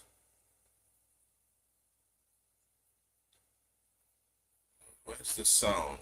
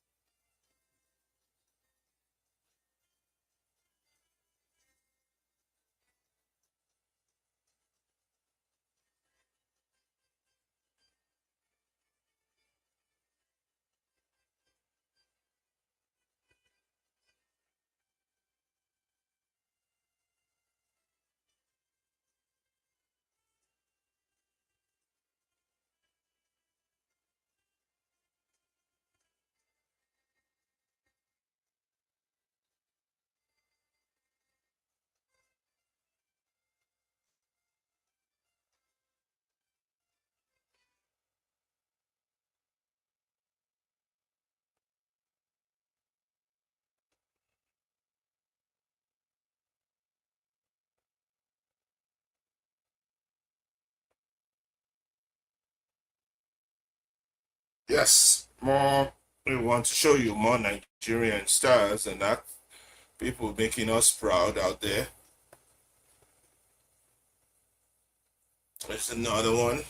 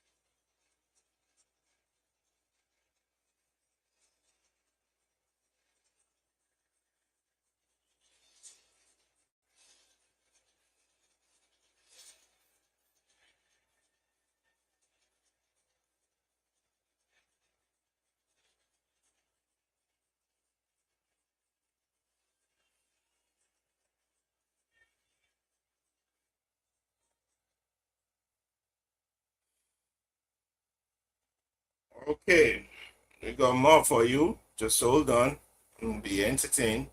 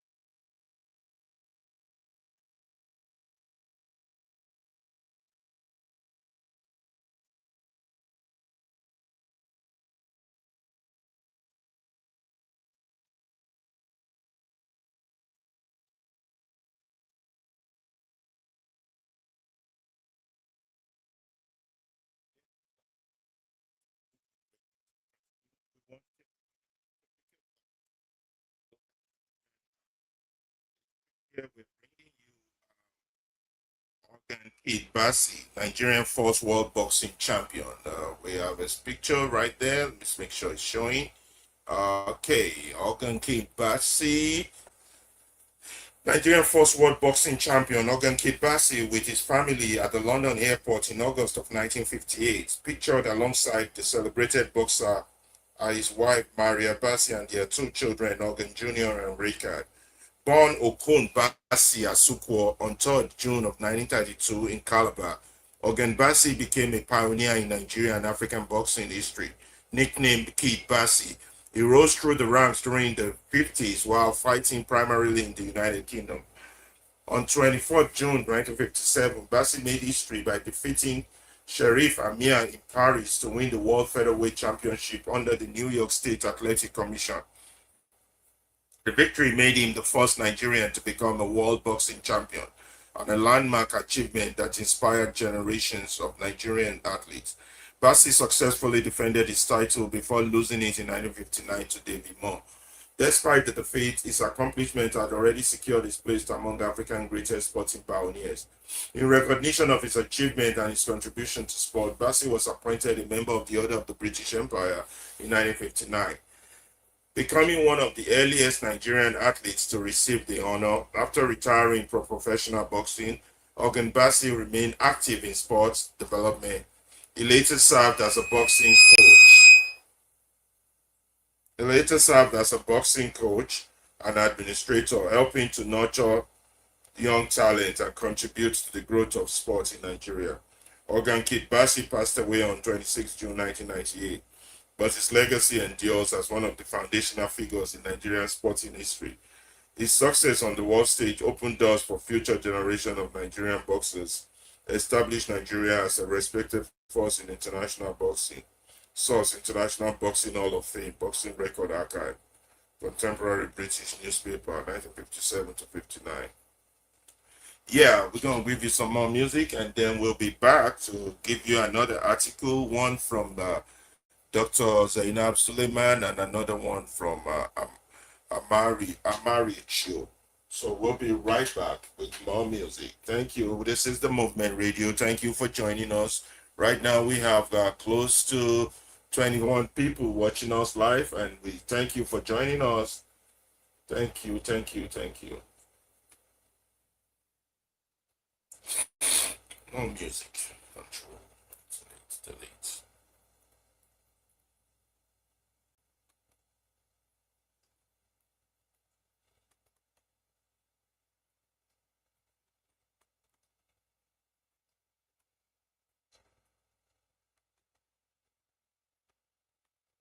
What is happening?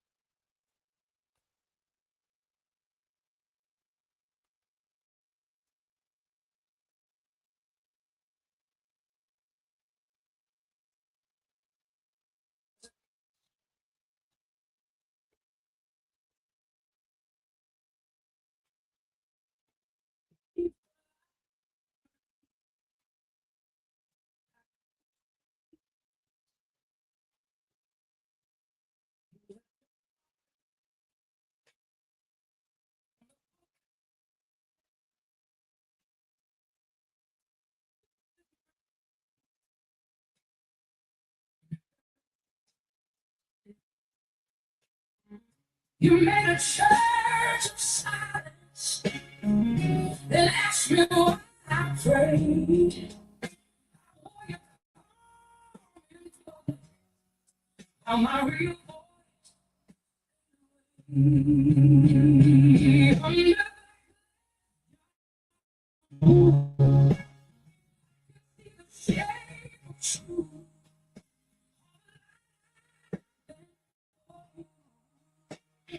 came back sharp and blue. Under the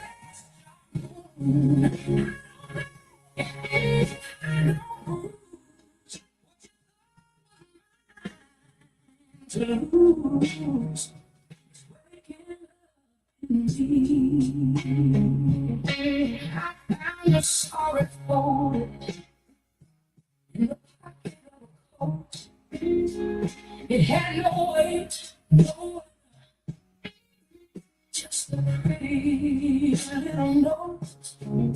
You held my hand with the same careful touch. I mistook being chosen for being enough under the star moon. I can see the shade of truth. All I for you came back sharp and blue under the star moon.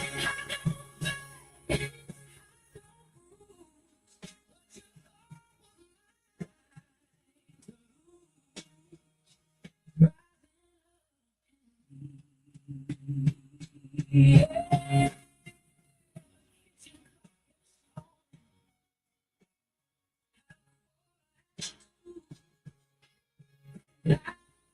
Even time got tired of waiting for you. So I hold for food, never cooked, and yet the press release kept calling it a success. Rail and road project next year with new leadership but same staff.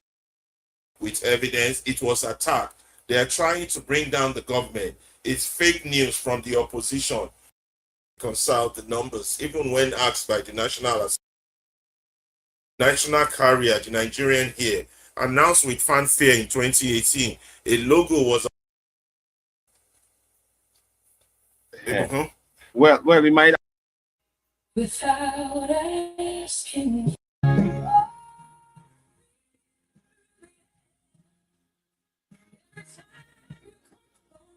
Can't breathe, I can't bear it.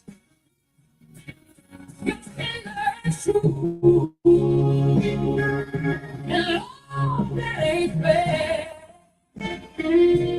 'Cause the sweeter you love me, the more there's fear in the air. Yes, welcome back to the Movement Radio. We're now going to share an article by Dr. Zainab Suleiman, Loot in Plain Sight. And we're going to start by reading the article to you. Let's see. Share this with you. Loot in Plain Sight, How Scam Project Broke Trust in Nigeria by Dr. Zainab Suleiman. She exposes the systemic corruption and scam projects that have eroded trust in Nigeria, particularly between 2015 to 2023 administration, despite its anti-corruption campaign. There's the summarized version, but we're going to see if we're going to read the entire article.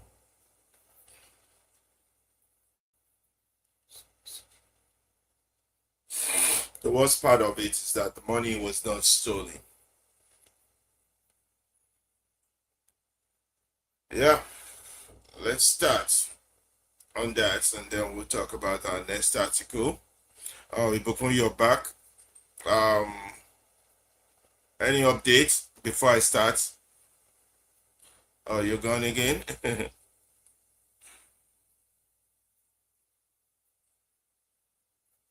Hello? Okay, I'll start.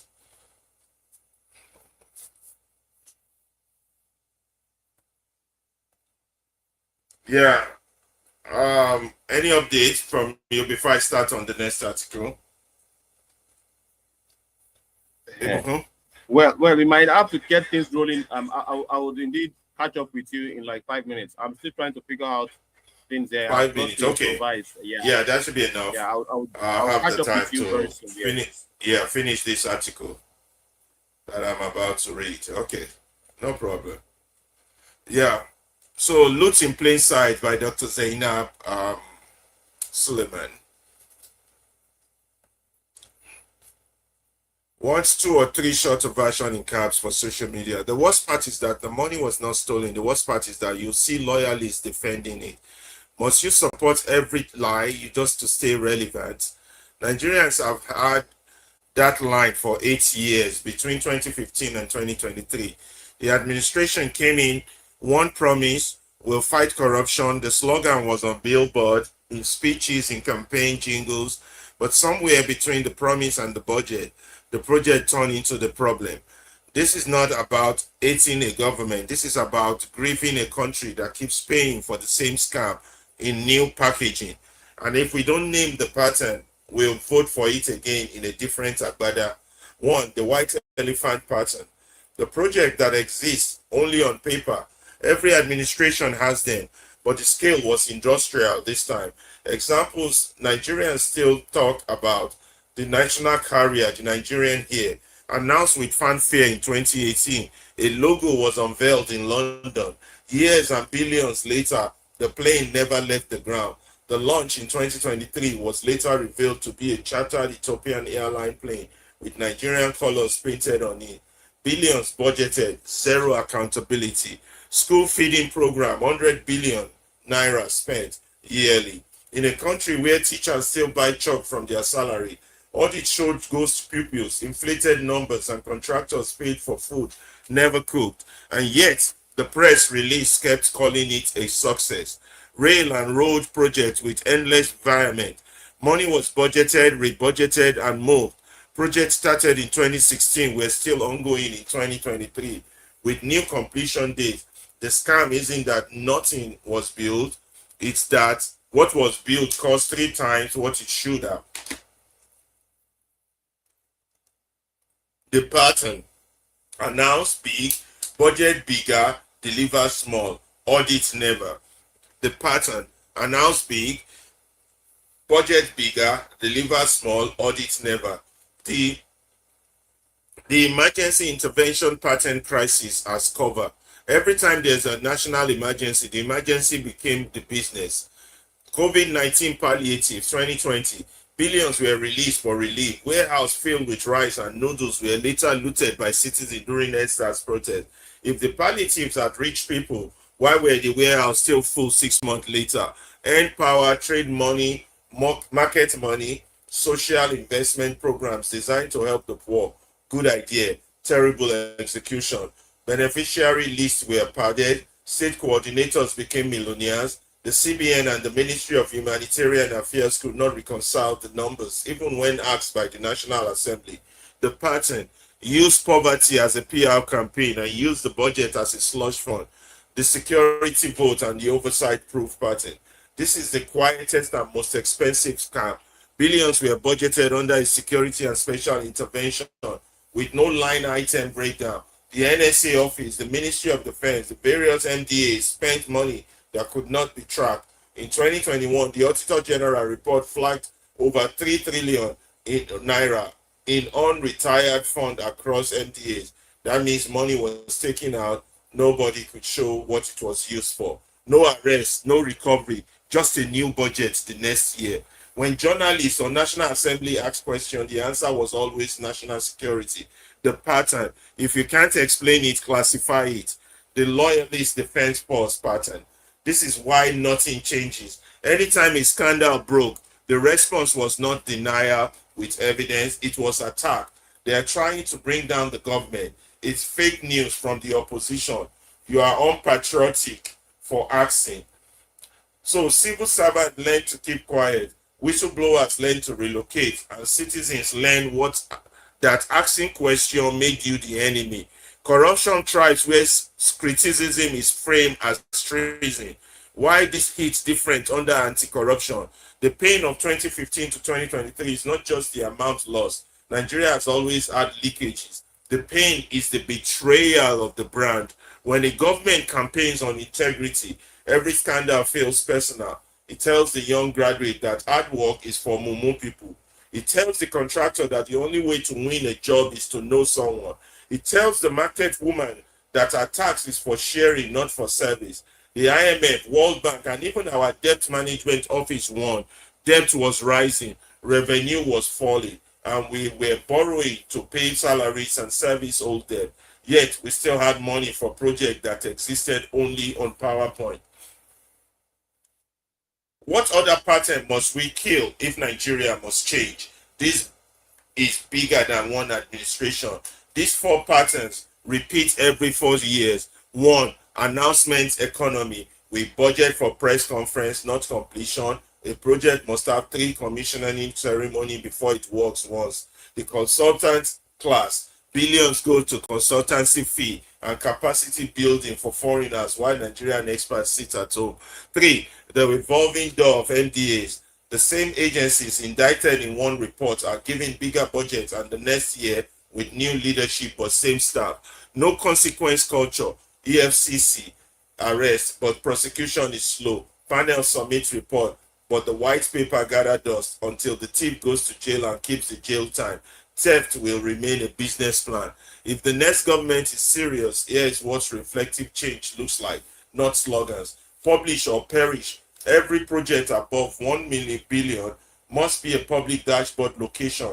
Contractors, budget, timeline, photos, updated monthly. If citizens can track Bolt's driver, we can track public money. 2, jail time, not panels. Set up a specific anti-corruption court with 6 months timeline. No more than 10 years cases. If you steal public money, you lose the money 10 years. No plea bargains that returns 10%. Kill the security vote secrecy. Security is important. Blank checks are not. There must be classified oversight by the partisan National Assembly Committee with clearance, not trust us. Citizens audit. Give a community group and CSOs legal power to audit local projects. If 100 youths in a local government can count the bags of fertilizer that arrived, the commissioner would think twice. Reward the whistleblowers for real 5% of recovered fund paid within 90 days and protection, not promises. To the loyalists and to us, I know someone will read this and say, but what about other party? Yeah, dumbass idiots will always say that. That's the trap. Nigeria is not a football match. You don't defend a scam because your person is in power. That's how we got here. The day we decide that stealing is wrong, even when our brothers does it, that is the day Nigeria will start healing. 950 words cannot capture 8 years of anger, but it can start a conversation. Government will only change when citizens stop clapping for mediocrity and start demanding receipts. When we vote with data, not tribe. When we shame looters more than we celebrate them on Instagram. The money is gone. The time is not. Nigeria does not need another savior. It needs citizens who are tired of being scammed. Dr. Zainab Suleiman Buhari. Thank you, Dr. Zainab, for that interesting write-up. We have a summarized version of it here. The betrayal of the anti-fraud brand, proposed social media version, loot in plain sight. Let's see what the mind map gives us on this. Let's see if we could do a pidgin English version of it. Summarize.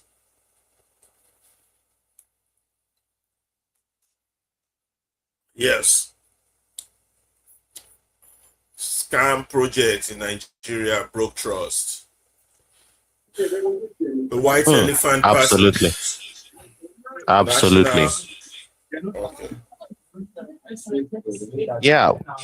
A good man will talk on for pidgin English. Very, very good. Yeah. I was thinking the pidgin English version. If you help me enlarge them well for your screen for that place, so that I go okay, I will do that one. Hold on, no. Let me see if you can. Can you see it? I don't even know what it is. Yes, I've seen them like that. But okay. Centralize it to the middle of the screen. You can just shift it to make it centralized. Okay. Aha, so zoom in like that. Aha, zoom in like that. Yes, okay. Okay. So let's do the pidgin English version. Aha. So the story starts from here. Scam project in broken trust. Yeah, by Scam Dr. project, Zainab broken trust. Suleiman. Thank you, Dr. Zainab. So I think the first one is the white elephant. So go ahead. You want to cover it in pidgin? Yes, I go try cover them for pidgin lang in English. Okay. White, Okay. the white elephant pattern. This na the drawing of waiting they happen for our obodo Nigeria, and many people they talk. Our I'm saying government. our government, and even in African continent generally, and you can see the pattern, the white elephant pattern. Many people they talk, waiting be white elephant, waiting be white elephant. Che, I don't see white elephant before. That gives you a hint of what the meaning of white elephant pattern means. Because when you aim for a big project, we no exist. We be saying just now why you something to just calm the people. And you have the national carrier Nigerian hair, which is Like say in our like say they modern. give us three examples. One was the They give us national carrier example, we they do, national. the school Yes, feeding program, and then the railroad yes, project. Be like say that those ones are the example where they give us. yes. Continue. I could just say interject, they join you, they Yeah, talk. it's good like that. There are many white elephant projects we did for this country, and part of it is this Nigerian hair. I don't know whether now remember the Buhari regime, where we say the minister for air, the minister for aviation, they still they face charges till today because of the role we in play for the mago of this Nigerian hair. They budgeted for it. It was a very big budget. But at the end of the day, they go rent aircraft for Ethiopia, come paint them Nigerian hair. At the end of the day, after they don't use them snack picture finish, they return them back to Ethiopia. So this is an example of white elephant project where would they talk. Project where we say the whole idea is not to make it work. It is just to scam, to tip our money. That is the whole idea of the whole project. All right. They announced government official, they go government, go they scam to steal people money, come up with 419 projects. Yahoo government. All right. And so we have the school up to today, they still even do the current yes, government. Yes, now they still do them till tomorrow. And many people, I will not even go to the coastal road where they do now. We be say coastal road. We be say they never even complete them. It don't they fall apart. They don't they patch them already. They never even complete the thing. No. So we have the school feeding program, 100 billion naira spent yearly. Ghost pupils. That is pupils. We know people are supposed to benefit from the thing. They don't benefit. All of the small children, where they budget this 100 billion naira for every year, they no benefit them. Students we know exist, they put them for paper, say students they exist. We know, yes, they just a budget for them, say they collect them, and people, there's no evidence. Say small children, where they say they won't use this money for, they benefit from that particular initiative. It is all just mago, and there's no evidence. No, they pay contractor food, they know for food where they no supply, and then go to the railway road again. The same thing. Imagine endless environment and endless environment started in 2016. It's still ongoing. Still ongoing. After they don't Professor Aliman called. This is what Professor Aliman called the black man still think, the Africans still think that the white man has killed the big elephant, so everybody should bring their knife to it to cut the meat out so they can share. They don't know that nation building is a serious business. It's not governance is not where you come to make money. Cut national cake. Our mentality has not changed, and until those things change, and then they will come up with intervention. When they go have white elephant project, then go have the intervention pattern for during emergencies like they do for the palliative. Come on, continue. We're going to share them back and forth. Continue. Good. That it goes sweet now. No, the emergency intervention pattern, COVID-19 palliative. Well, now remember COVID-19, and they say something happened where be say now globally now that virus we pack everybody for house where they say they declare lockdown. I don't remember that thing. Now that COVID-19 they use thief money even I don't know. Now part of the scam pattern where they use with that emergency intervention because they go capitalize on waiting they happen. They go use thief money. Number one, billions released for relief. Yes.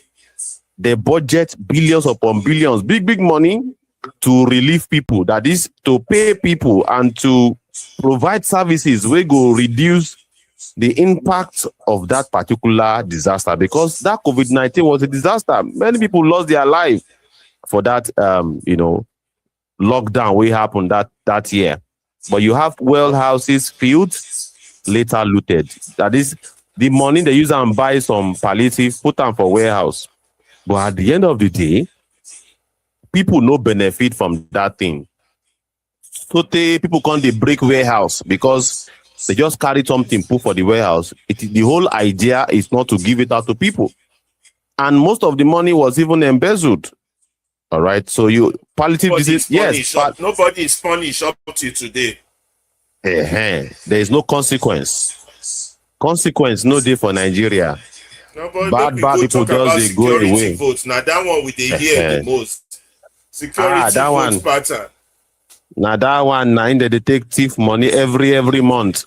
We governor go say they go need one kind money for security, and at the end of the day, people no go they secure. If you look at Oyo State now, based on our Obonge investigation we will do for that Oyo State, the one where they take kidnap people, where they don't release the people where they pay for their domot today. They would yes, the news to say they don't release the people today. That governor don't collect 80 billion naira in security votes in the last 7 years where he don't day for office. Now the question be say, what did he use that money do? Yeah, it's a blank check. We be say, blank check. Just they collect the money they put for pocket. Is they call them slush fund. Breakdown. But billions budgeted with that is a slush fund. They give out the money. There's no accountability for it. They don't give public feedback. Security in the states.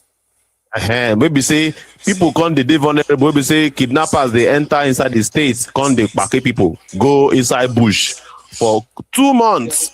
Those people dey for inside bush. Just because of say security no day, and they don't budget money for that security, but some people don't carry the money put for the mouth. Only them now ain't get the money. So we have the loyalist defense force pattern. Loyalist defense fund. What do we mean by that? Why nothing changes? Scandals met with attacks, not denial. You see, many you know. That's when their loyalists go come on here, come attack you. Like as they talk now, you go see some people for comment section.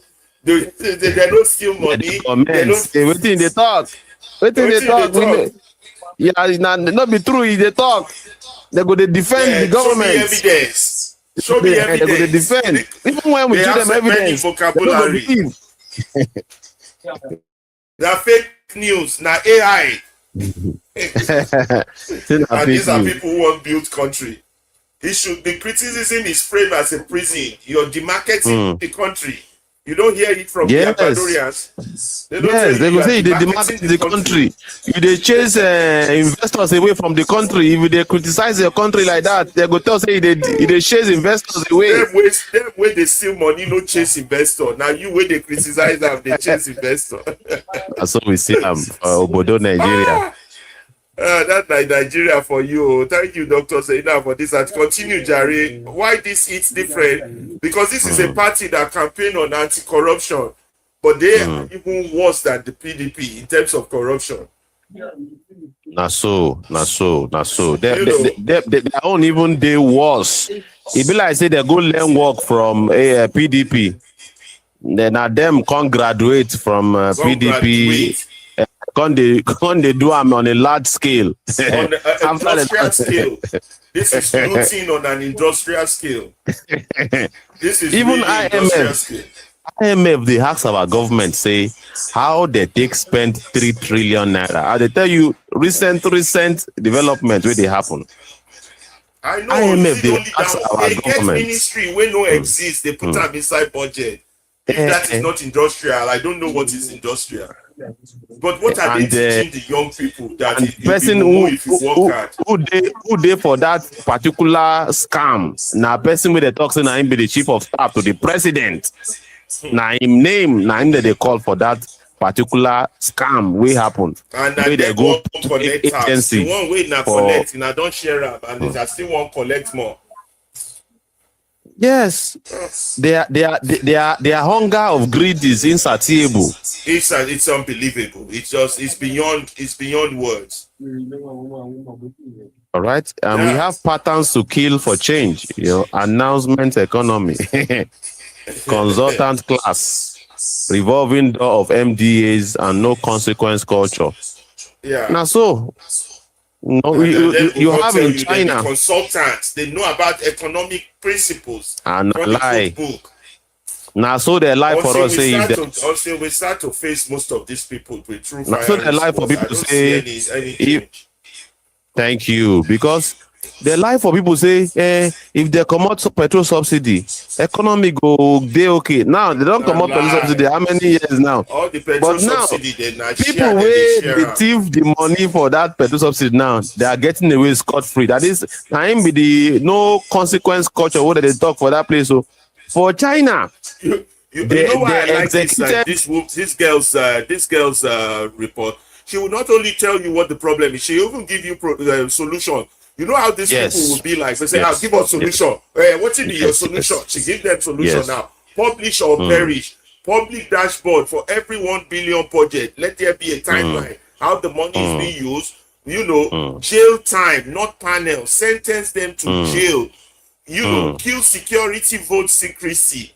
Let it not be a blank check. You see, she gave them, but no. You will still see some of these supporters. You will see them today, even as you're talking. They will still come out and still come to defend madness. But we're not going to tolerate all that nonsense. Anybody that comes here to talk with their anus, we are going to shut it down, because it's only stomach infrastructure that talk with their anus. Somebody wants to talk with their mouth, they go straight from their brain. But all these stomach infrastructure people, we shouldn't give them a stage at all. Continue there. Say the one when you want to say finish and before we go to the next one. Yes, you don't talk and well because if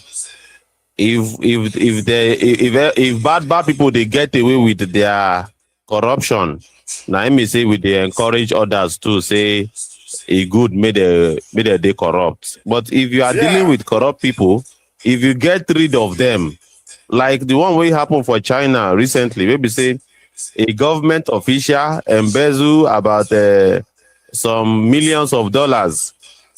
They're telling them they go return them to who create them. Whoever create them, where they make them, they chop money, they go return them to that person. There's no forgiveness for stealing from the people. Not to kill you through away, because you don't get any use for the society. And you are the impact of the money where you steal, it affect millions of lives. All of the monies that should indeed go for education, go for infrastructure, only you don't carry and put for your own pocket. So that is a crime against humanity, and they should not be forgivable under the law. Now why China they advance in every area? Because people they fear before you go steal money, you go think I'm twice. You know, go feed we have turned it into industry, and we want the country to grow. How is the country? It's like fetching water with baskets. It's like fetching water with baskets. How your country will grow? So you gave them reflective change needed. You gave them solution, publish or perish. Where you have a dashboard, location, contractors, budget, timeline, everything. Jail them, no panel, 6 months minimum, no plea bargain for their trial. Kill security vote, classified and oversight by bipartisan committee. Citizens audit, legalized citizens to be able to audit all these the crazy things they are doing. Legal power for community, for community organization. Reward whistle flow as 5% recovered fund paid within 90 days. Protection, not promises. Then to the loyalists and to us, here's what she has to say to the loyalists. You know, don't defend scam. I don't think they will listen. No, the thing is in their blood. No, don't defend Maybe scam. if they talk them every day, one day, some of them they go reconsider. Because your person is in power. Stealing is wrong. Even when your brother does it. Demand receipts, vote with data, not try. Shame looters, not celebrate them. Nigeria needs tired. It's Nigerian citizens tired of being scammed. So our entire governmental system. That's why I don't call it a government. I call it economic sabotage and treason. That's what we practice at the national level. So. Pure treason, treasonous activities is what we practice, and we'll use words cover them as if we're doing something important. We have 21. Do we have any? So we've covered quite a lot of articles. There's still one more I want to cover before we go, but I don't know if we have time for that. And we showed while you were gone, we showed some Nigerian events, social events, cultural events, and all that. But just one last article. But me, I'm getting I'm getting tired. I don't know. So on the Twitter page, do you have people who want to talk, or nobody for now? No, nobody for now. But people came in and came out and came in and came out. So that was what happened. Nobody asked for mic and nobody asked questions. Yeah, usually you put up that discussion page thing when you're ready to talk, so that you go to them, so that they're not just kept waiting, watching. But they hear everything. Where would they talk? Yeah, yes. They hear everything. Yeah, that's good. That's good. So, do we do the next article, or we'll push that for tomorrow? Yeah, okay. That tomorrow, self, it go day okay. Well, if we postpone that article to tomorrow, so that we go take use build up our conversation before we have our guest. Okay, yeah. That one go good well. So much stuff to do. How many hours did we put in? Almost 2.5 hours. No, almost 3 hours. 3 hours. Oh, that's good. That's good. So, any addition from you? Me, I don't tire small. No, our people. Our people have to. Our people have to, begin to pay attention to stations like Movement Radio. Yes. They are very, very much committed let them know when we are on. Yes, so a lot of people send me private text asking me how do they get on, but I didn't have enough time to get back to their message until we started. But they improve our feedback mechanism so that people it go easy for them to enter any of our platform during our broadcast.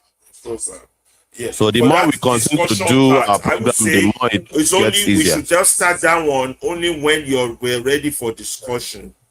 Okay. We have a discussion after every article. Okay. Yeah, I'm thinking, but I don't know. I'm tired for today, though. But people would like me to hear the whole gist. And then when we are ready we will just throw the mic open for them to pick up the mic. And that one also will be a matter of, open for the best that they will be willing to speak. Yeah. So we'll still have those discussion questions. And for those who wants to join to hear good Nigerian music that we can play on YouTube, we usually start like 30 minutes or an hour before on TikTok to play those music. And after, if we're not too tired, we'll play the music too after, so they can hear Nigerian music. But that won't be on YouTube, because YouTube has specific regulation on the type of music you can play. And for the regular Nigerian music, we would have to do that after the show and before the show. After, kind of, because if we get too tired, we might not be able. We want to thank all the 22 people that joined us today and those that will go back and watch the show. Our show is very informative, educative. We are changing narrative. We are changing mind. We are revolutionizing mind. We want to change the status quo. We cannot continue like this. and no savior is coming to save us. We have to do this ourselves. We have to do that by talking, having vital, important conversation, not the dog eats dog conversation that people have on social media.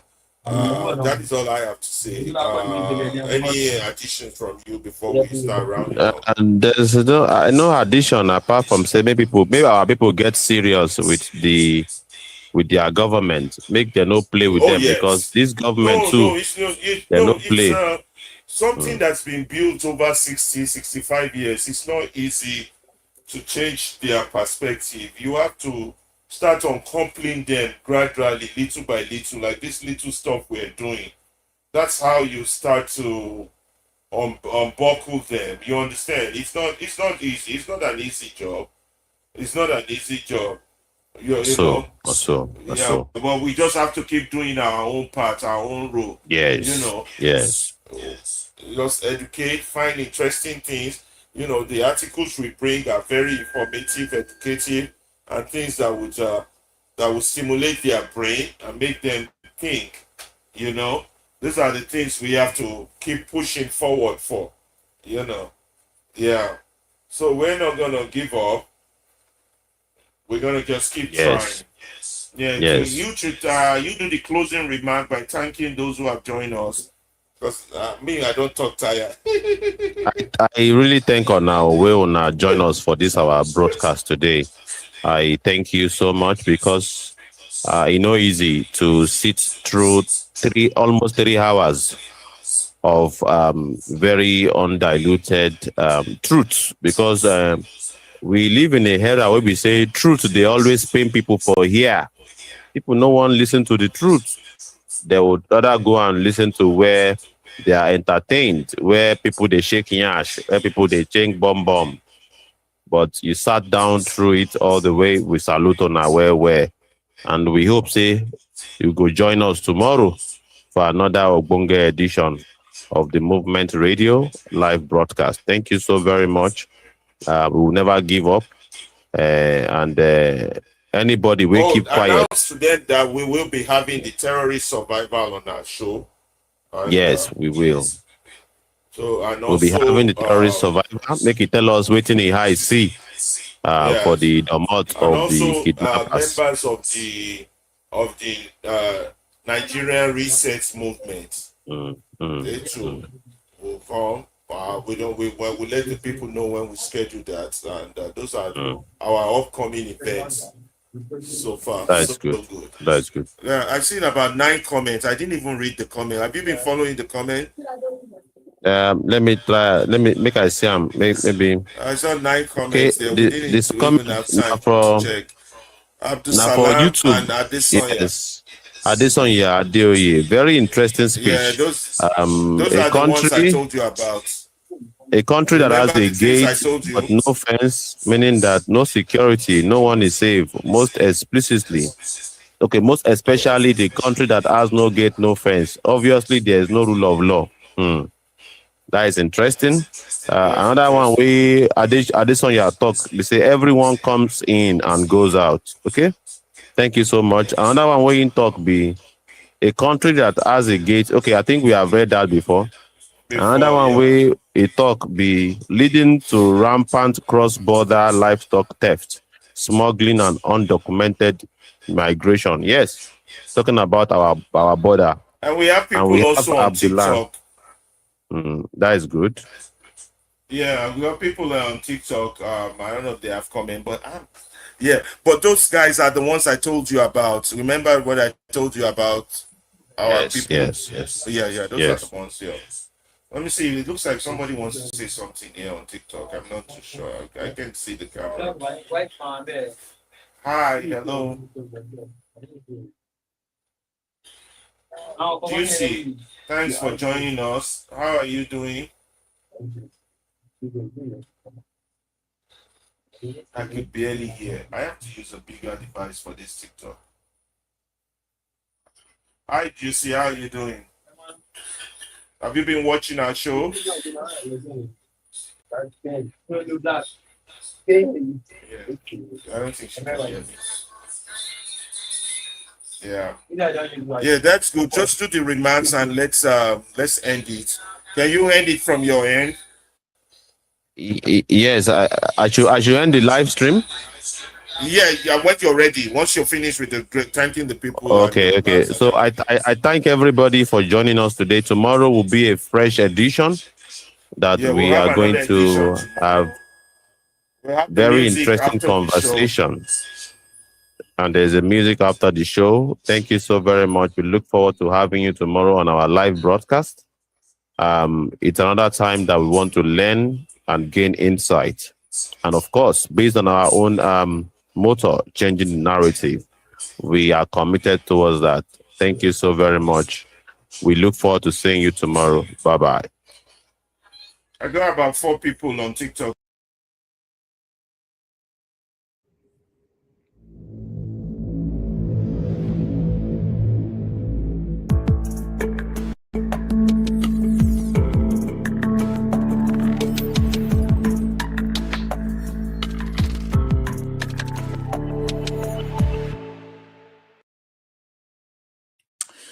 Good morning. It's Friday, July 17th. The multi-front war in the Middle East is now 1,014 days old. I'm your host, Jonathan Shanzer. Welcome back to the FTD Morning Brief. Another day, another wave of punishing U.S. airstrikes on Iran, another step toward a widening war. The more these two sides trade blows, the lower the likelihood that Iranian regime gets back to the negotiating table.